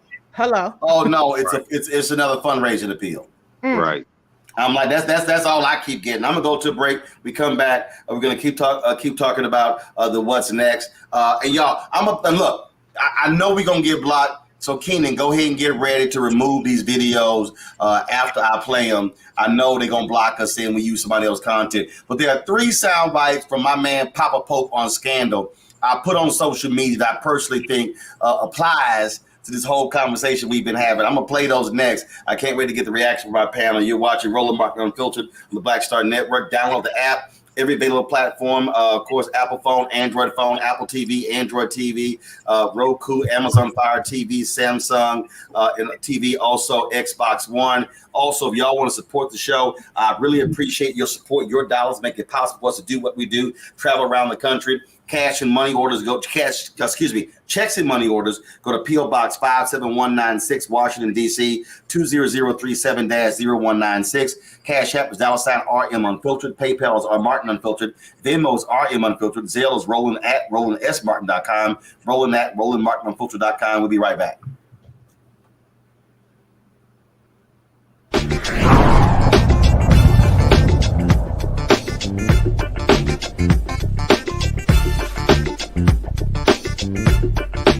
Pull up a chair, take your seat. The Black Tape with me, Dr. Greg Carr, here on the Black Star Network. Every week, we'll take a deeper dive into the world we're living in.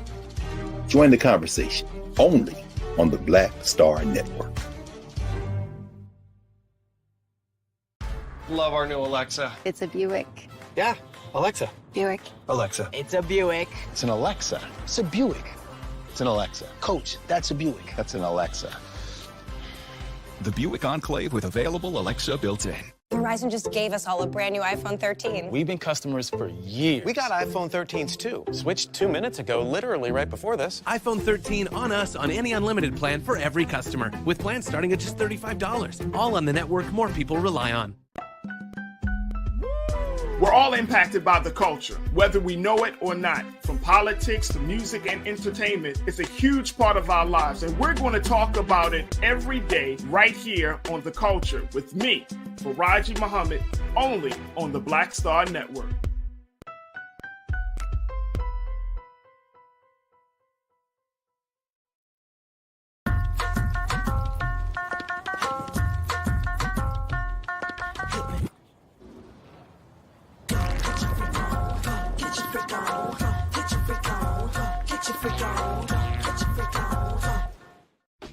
My name is Charlie Wilson. Hi, I'm Sally Richardson Whitfield. And I'm Dante Whitfield. Hey everybody, this is your man Fred Hammond, and you're watching Roland Martin, my man, Unfiltered.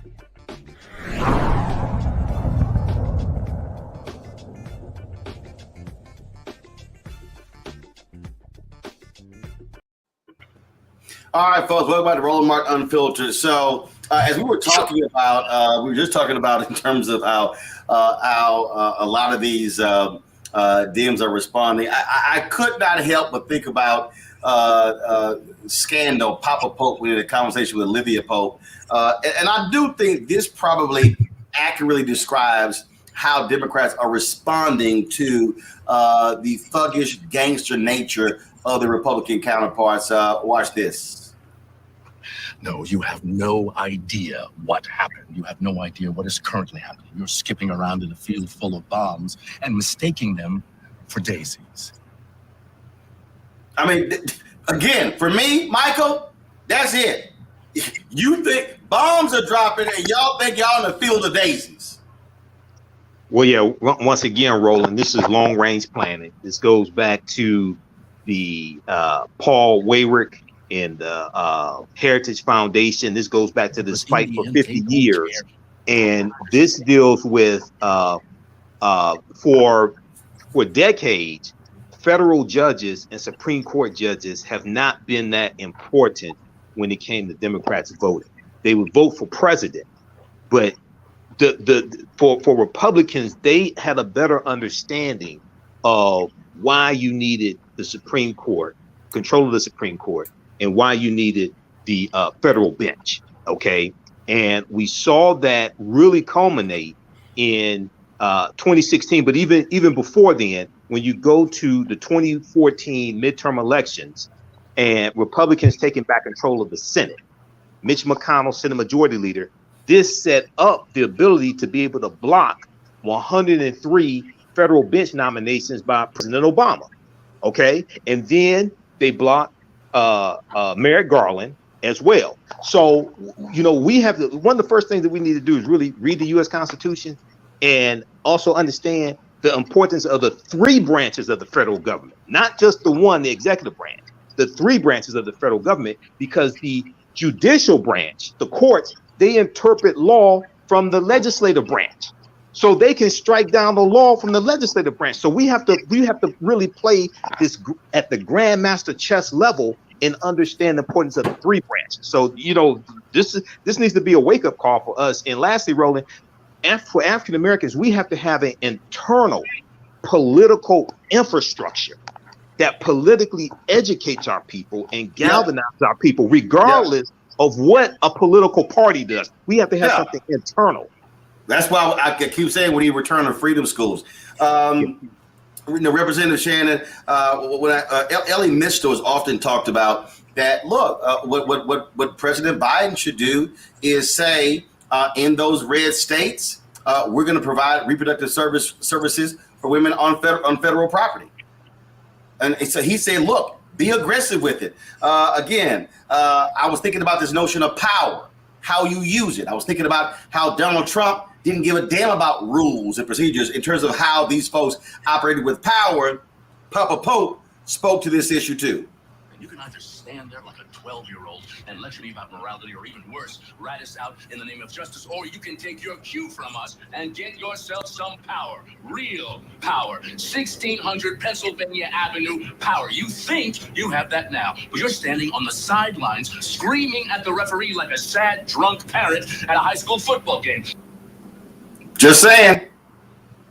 Yeah, but you know what? The other point that we need to realize is that it's not just that Republicans have understood the power of judges for so long. They do this with everything. They understand the power of having power. Because in the end, they don't care what happens to us.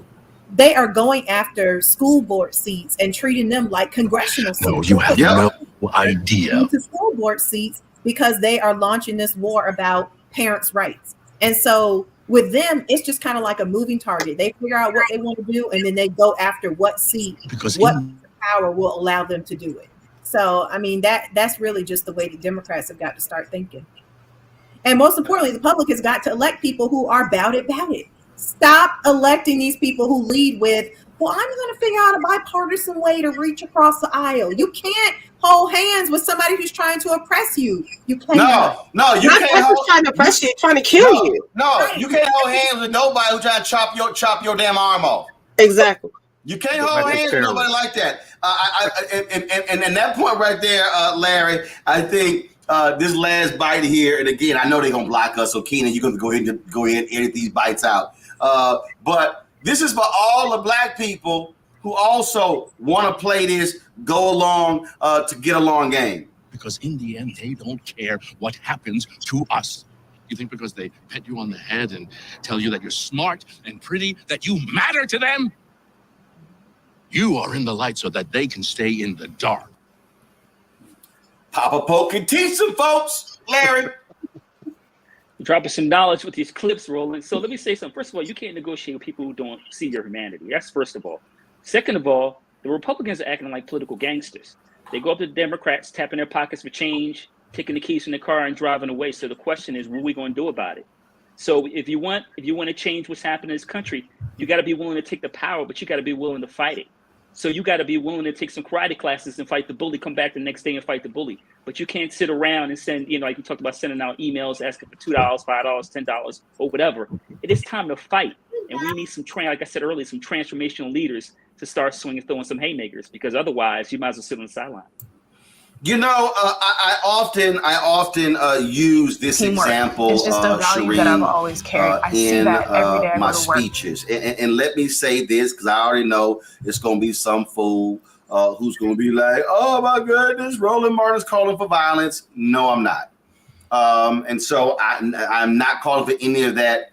But the sentiment that Sean Connery expresses to Kevin Costner in The Untouchables is one that I'm always talking about.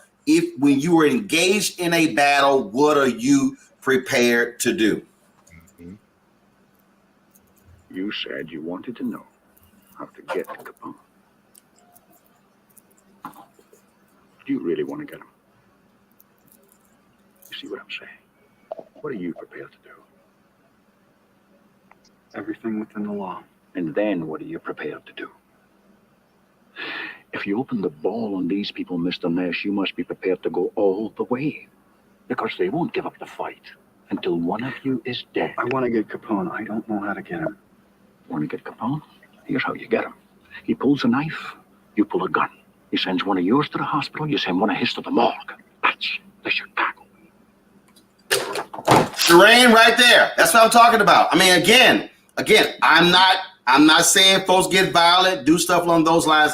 What I'm talking about is, are folks prepared? What are you prepared to do battle? What are you prepared to do to win? What are you prepared to do to organize, to mobilize, to register people to vote, to drive them to the polls? That's what it boils down to. What are you prepared to do? I ain't say tweet. I ain't say post on Instagram. I ain't say make TikTok videos. I'm talking about that hardcore work of political work, going precinct, door to door, knocking on those doors, knocking 3 and 4 and 5 times, saying, you're going to vote, you're going to vote, you're going to vote, you're going to vote, and need a ride, we're going to be back. All of those different things, that has to happen. And that has to happen not just for the presidency, right? That has to happen also specifically for the school board. When you see these parents showing up and acting irate at the school board, make sure there's someone there to counter that response. Make sure that every one of those responses has another response, not the whole let's go out and wine and dine and then debate about what's happening on the school board level.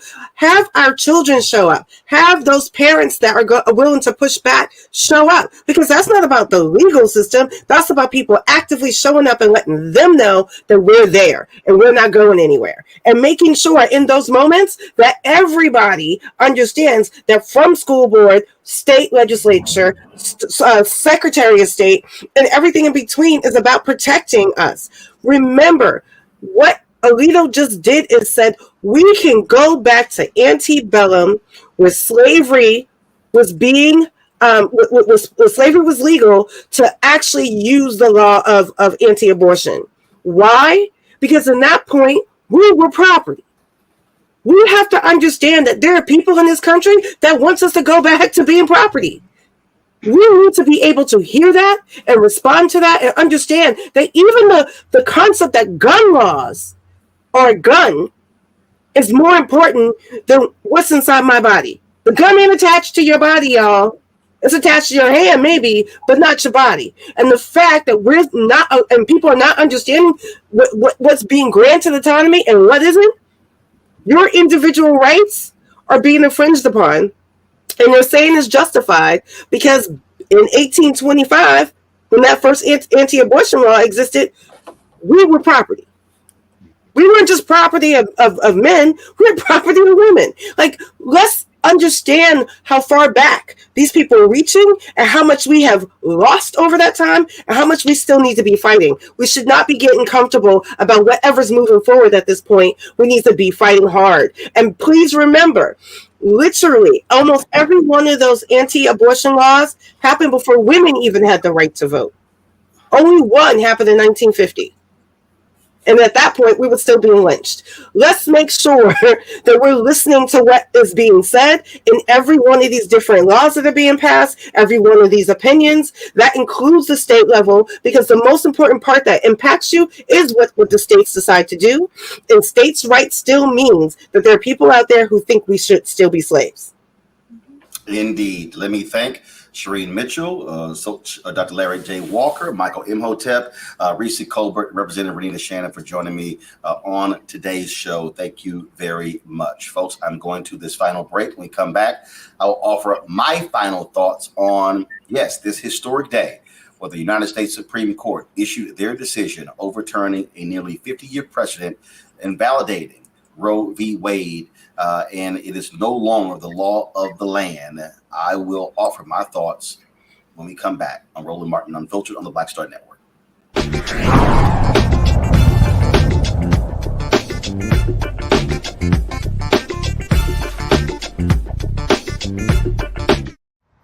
How about sushi? I just had sushi for lunch yesterday.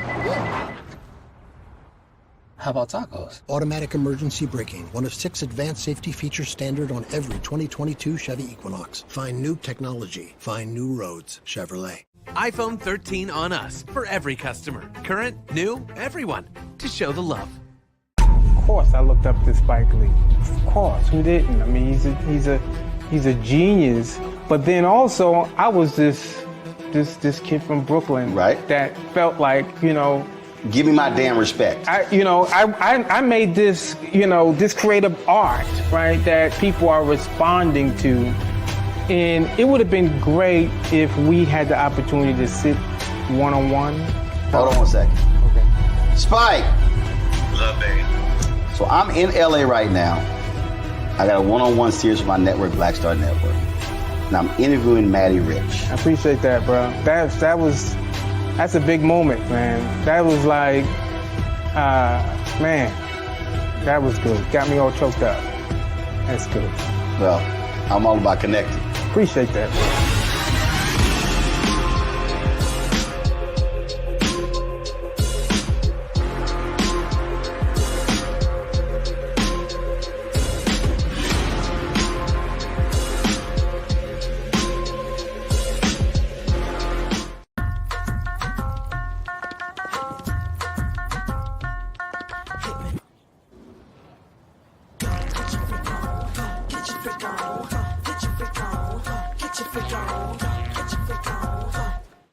I'm Deion Cole, and you're watching Roland Martin Unfiltered. Stay woke.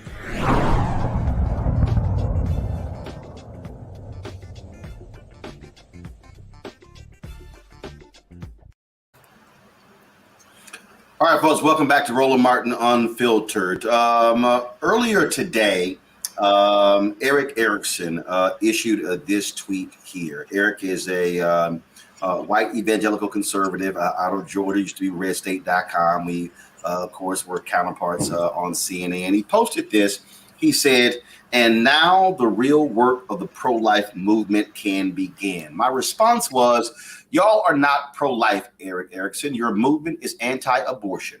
The GOP doesn't give a shit about the high death rates Black women face during pregnancy. As I told Ben Watson for his doc, y'all don't care about infant mortality rates or unarmed Black folks shot by cops. I meant every single word of that. And my man Ben actually responded to that. And Ben Watson is a former NFL player. He is pro-life. He did a documentary on this issue. He actually interviewed me for that documentary. And I just want to play y'all a clip from that. So it's very interesting how narrowly defined the abortion debate becomes, because I keep saying, well, is it actually about that baby in the womb, or is it really about life? And I think too often they want to limit it to just that 9-month period, or that period in the first trimester when most abortions take place, as opposed to, but let's deal with the life of the mother and what is her life like. And see, now it forces people to have different conversations, because now you have to have different outlook, different priorities.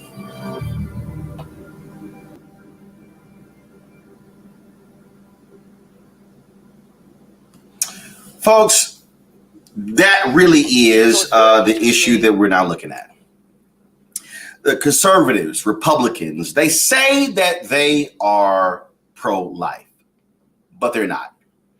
When you see marches and protests in America dealing with the murder of unarmed black men, you do not see Republicans and conservatives joining liberals and Democrats condemning these things. You don't see it. Or you might see some words of remorse, but you don't see it. You don't see them speaking out when a black man is released from prison. Dante Sharp serving more than 20 years, I think it was 27 years he was in prison for a crime he didn't commit. Is that pro-life? Why is it that we haven't heard these same Republicans, conservatives, weighing in and giving us their thoughts and perspectives on black women having difficulty having children, looking at these birth rates, looking at the issues they're facing? But y'all are pro-life. Well, the Affordable Care Act was passed, and billions of dollars were provided to states to expand Medicaid. Republican lawmakers rejected that money. And we saw rural hospitals, the same rural areas that Mitch McConnell says they now rule.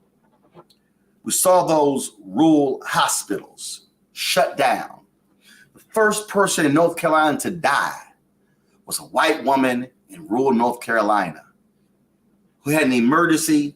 The hospital shut down, and they had to take her to a hospital that was some 40 or 60 miles away. It was Reverend Barber who told me that it was a white man in North Carolina who came up to him at a parade. And he walked up to him, and he had a Confederate flag draped around his neck. And he had tears in his eyes, and he says, I got to thank you, Dr. Barber, for fighting for our hospitals. Is that pro-life?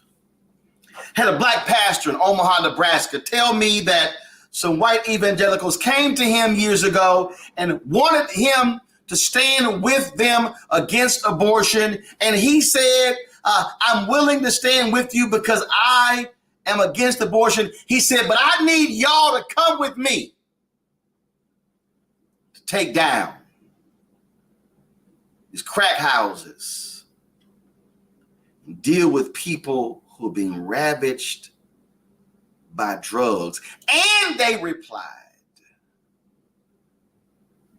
Pastor, that's your issue. That's your issue.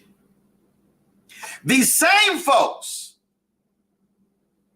fight money for Head Start. These same folks voted against the free lunch program. These same people wanted to cut SNAP benefits. These same people don't want to support prenatal care. So how can you today relish this Supreme Court decision? I've often said this, and comedian George Carlin said this. He said, oh, they concerned when it's in the womb, but don't give a damn about the baby when it's in preschool. Folks, what we have to understand, and again, let me be clear, there are Black people out there who do not believe in abortion. There are Black people out there who believe about in terms of that child. And I understand that. But I don't care what somebody says. You gonna support a woman who is raped? You gonna support your wife being raped? Your niece being raped? Your sister being raped? Your mother being raped? Your cousin being raped? And the state telling them they must carry their child? That woman can't even take the day after pill? You got Republicans right now, y'all, trying to ban that pill. A woman who was raped? Are you meaning to tell me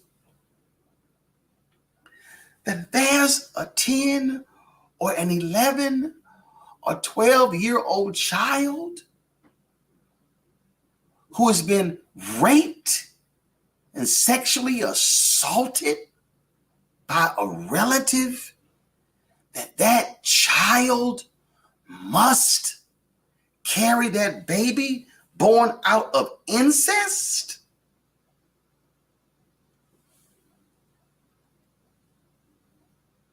Folks, you need to understand that today's Republican Party, today's conservative movement, there is no compassion in this movement.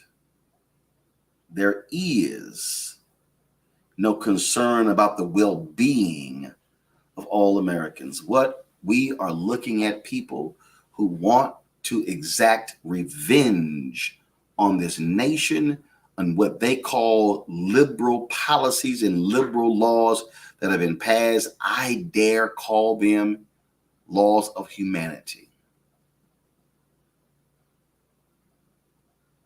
This is not just about Roe v. Wade. It's not just about the gun decision of the law in New York State. It's not just about Miranda. What this is about are individuals who are seeing that their power is waning. You are seeing individuals who are scared to death of the future browning of America. And they want to make sure that as the nation changes demographically, and those folks then begin to assume power, that they are going to be placed in a straitjacket with handcuffs, duct tape, and unable to do anything because they will have already changed the rules, changed the law. So what must you do? You can't just hit the like button and the like button on YouTube, which you should be doing right now.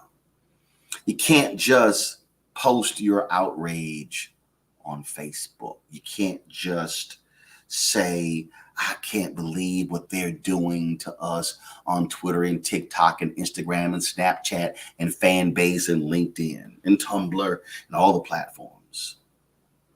What you must be doing right now is making a decision that you are going to become a far more active participant in this thing we call the republic.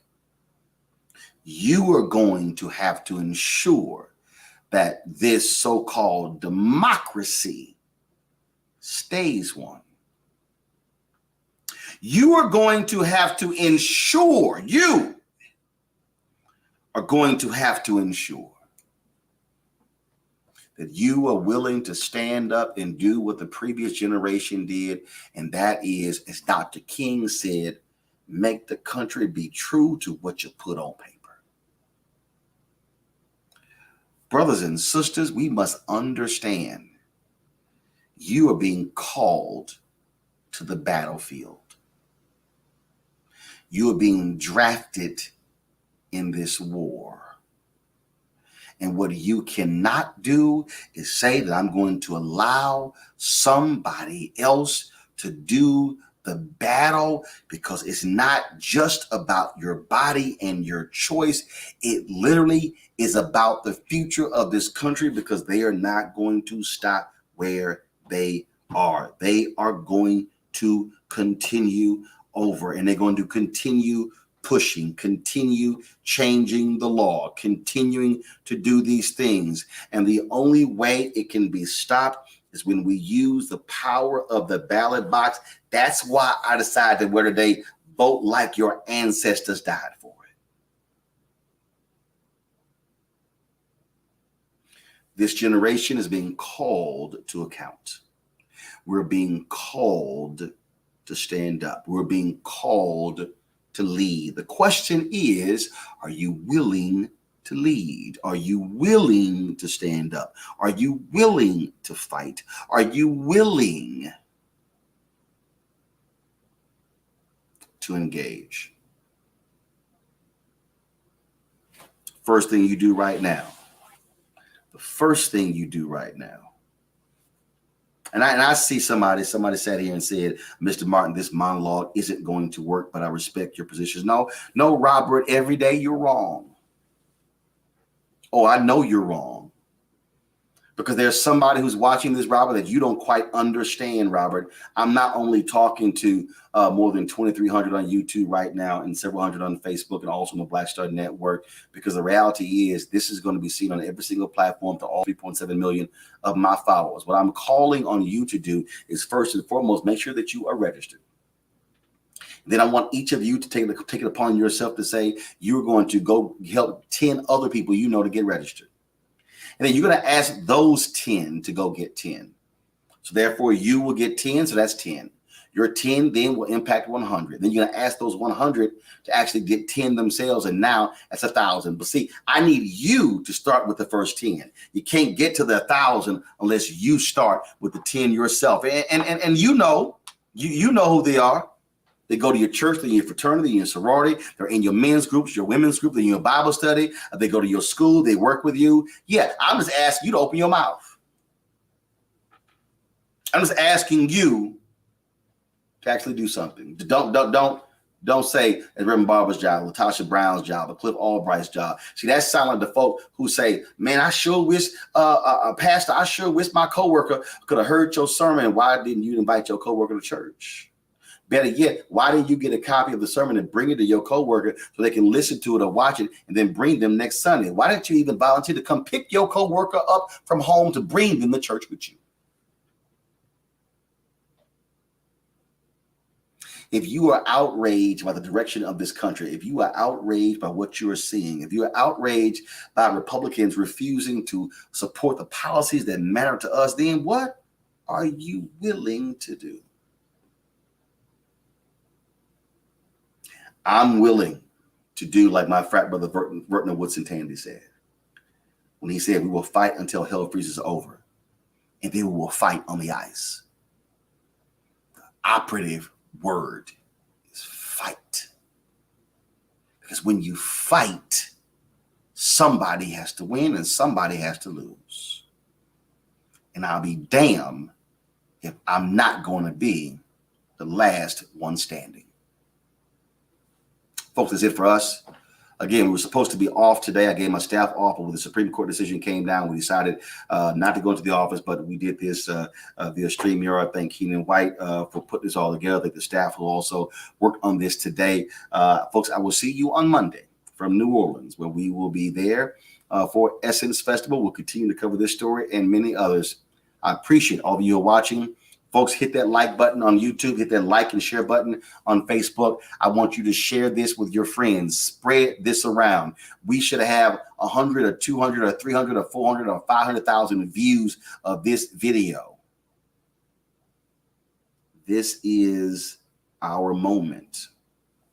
We must be ready to fight. Holla!